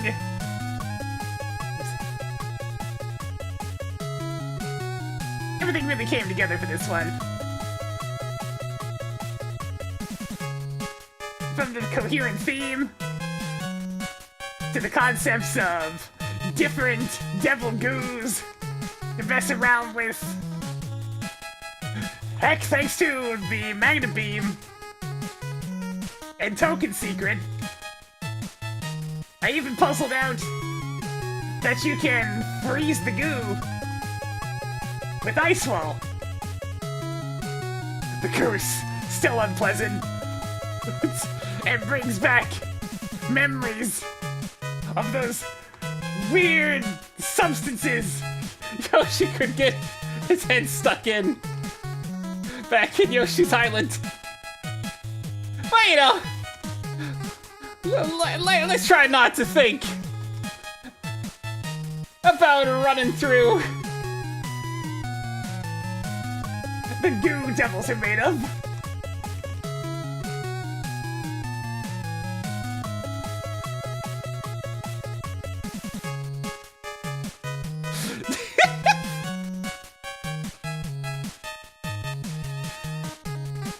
Checkpointing in this was perfect.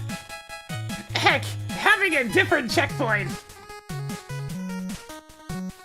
on either side of the boss corridor, thanks to having the brief devil attack in between, was super thoughtful.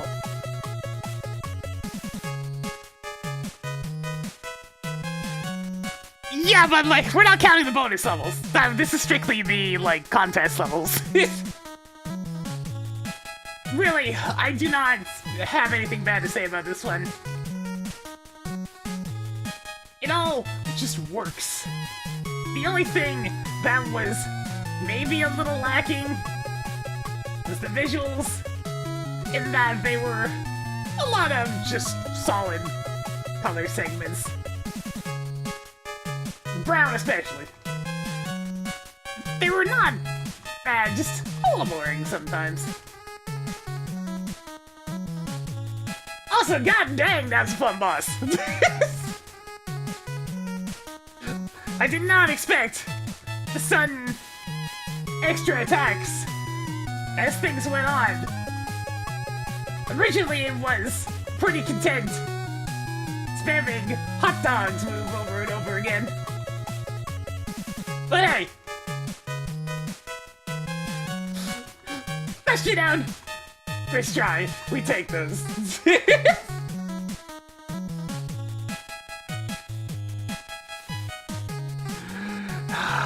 Finally, some good frickin' food.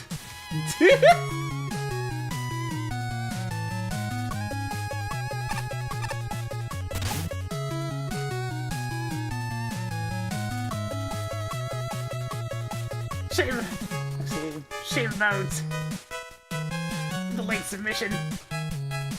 This would have ranked super high without it, it looks like.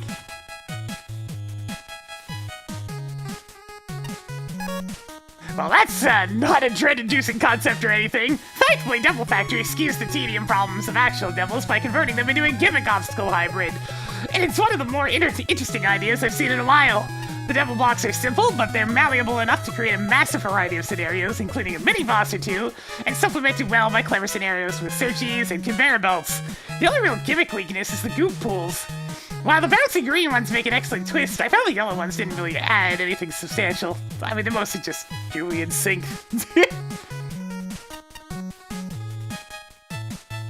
Besides a clever setup for gimmicks, and Devil Factory's one other big strength is theming. As far as I remember, every enemy here is some form of one-eyed, which creates a wonderful sense of cohesion. Sadly, how these enemies are used isn't always perfect, while the on-brain, Petuki and Petite Devil handle beautifully, with Yonbane and Petuki making excellent invincible enemies, and Petite Devil actually getting to do its thing even with charge shots against it. I found Jump Roller dull without his fireballs, and Watcher tended to be ineffective when it appeared. As far as the level itself goes, it's really solidly made overall, and one thing I particularly like is that it manages to be challenging without a heavy reliance on instant death. I can only think of maybe one room where spikes were super prominent, otherwise screwing up usually just means taking damage or having to backtrack to the start of the room. Granted, if you end up backtracking several times in the room before the first green Petite Devil, it can get pretty tedious. Thankfully, clever weapon usage can usually get around that, and the level plays well if you end up backtracking a bunch. While there's definitely some kinks to iron out, mainly in the form of underutilized elements, Devil Factory's an excellent piece of work. As a final note, I was pleasantly surprised by the boss fight. That swarm of devil cores was much more interesting than the traditional devil fights. Shinryu is smiling! Quick! It's a rare moment! Shinryu is actually smiling! I'll fully admit I'm not a fan of most devil-related things in the official series. The nice thing about fan games, though, is that they can take concepts from the original games that were either underutilized or didn't work out, and turn them into something better. I think this level right here is a prime example of that. That's a very happy Durgan. For one, I love the concept of this level alone. Taking the usual Yellow Devil segment shifting and making platform segments out of them is a wonderful idea. Each of the segments surrounding them are well constructed and force you to be mindful of your positioning. I especially like the Devil Goop floors, as they not only add to the overall theme and aesthetic of the stage, but they also subtly affect your positioning in a way that makes dealing with Neva hazards a bit more interesting. I also like the way the enemies here were presented, as Petite Devils are no longer completely neutered by a single charge shot, making them an actual threat for once. The same goes for the Yonbanes. Although I did find that I was able to outrun or outright ignore them most of the time, save for one Rebirth God, still the overall effort here to take these otherwise weak enemies and give them more of a presence is very commendable. I'd say the only parts I didn't like as much would be when you're faced against a wall of the devil segments. To me, these just felt like dodging typical Yellow Devil patterns. The last one before the boss does manage to be a bit more intimidating, but I still can't help but feel it was a quick way to sap some of your health before getting into the boss proper. That said, I really liked the end boss itself. Again, it's a fun take on a familiar concept, having a bunch of Petite Devils doing attacks as a group rather than just one big devil fight. Ciao, Secret Final Boss, thank you for the 150 minutes! Overall, it was a very solid ending to a very nice stage. That put a new spin on some old ideas. Great work! Yeah, it's just nice to see him happy, you know? A lot of these levels have given the judges headaches. It's nice to see them happy. Mass-produced metal-casted boomos. This is quite a creative stage indeed. I like the devil cubes moving back and forth to form platforms and damaging obstacles while moving. The gel where Mega Man sinks down is also a strange but cool gimmick. The green ones where it bounces you up reminds me a bit of Portal. Though the stage can get a bit overbearing with some of the later sections. I think those supposed to be sections? Specifically with the conveyor belts into the mix, and those annoying switcher enemies flying by to get in the way that actually making the conveyor switch hazardous. I'm almost convinced that their spammage was deliberate. The Mega Beam pickup could have been put into an earlier portion of the level, specifically a part just before the room you get the thing in, where it would have been the most useful. I do get it that the Petite Devils are there to keep you from skimming through everything, but I feel their numbers could be tweaked down a bit.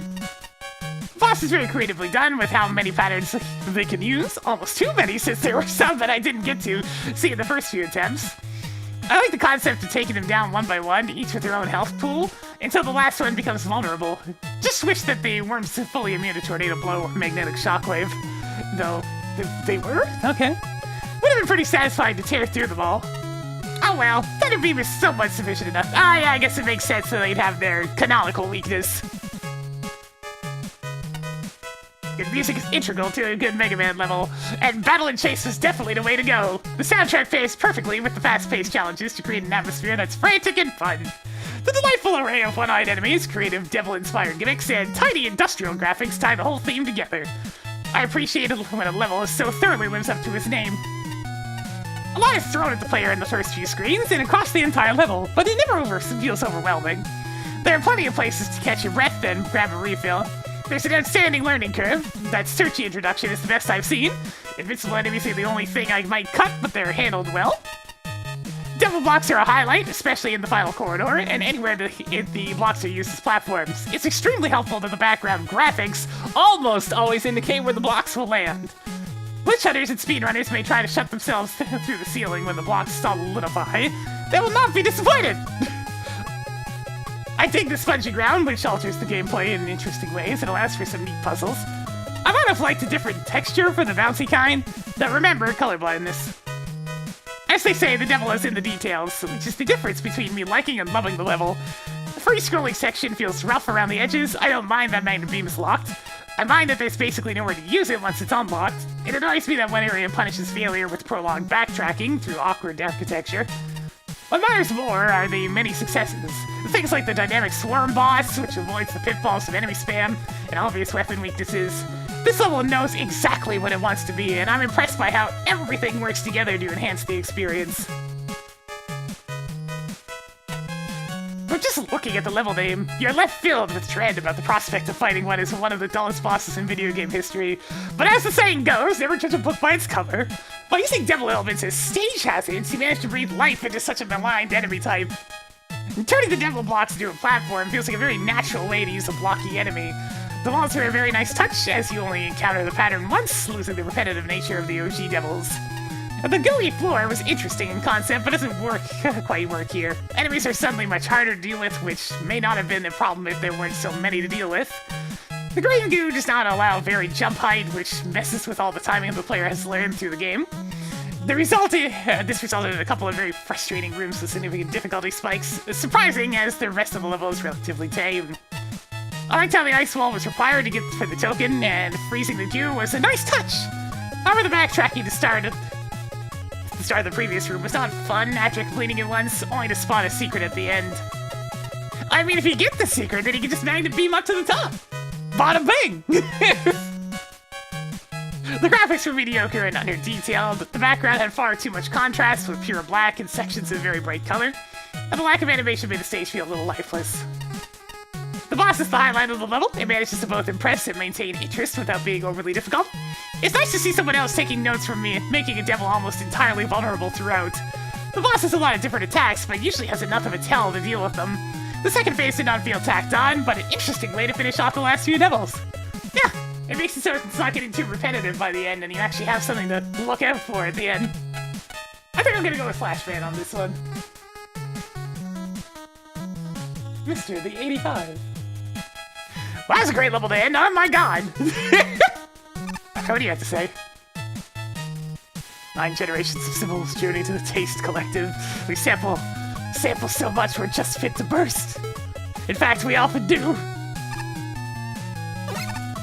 Alright, just checking. We ended on a good level! A really good level! Goddamn! That was a good sesh, even if it had Fu Man in it. We're getting up there in the tiers, and you can tell the level quality is steadily ramping up. Steadily. Alright, that's gonna go ahead and do it for me today. If you enjoyed the content, please give it a follow. It helps the channel grow. I made a typo. Where did I typo?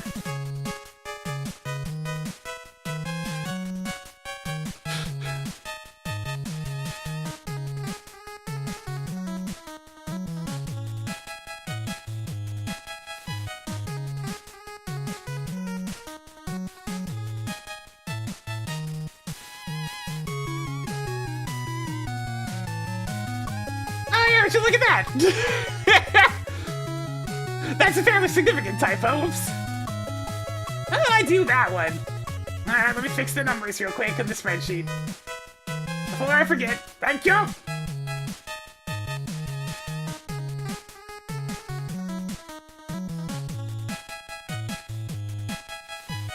It's like, hey, that's right. What the heck? I was an entire tens digit off.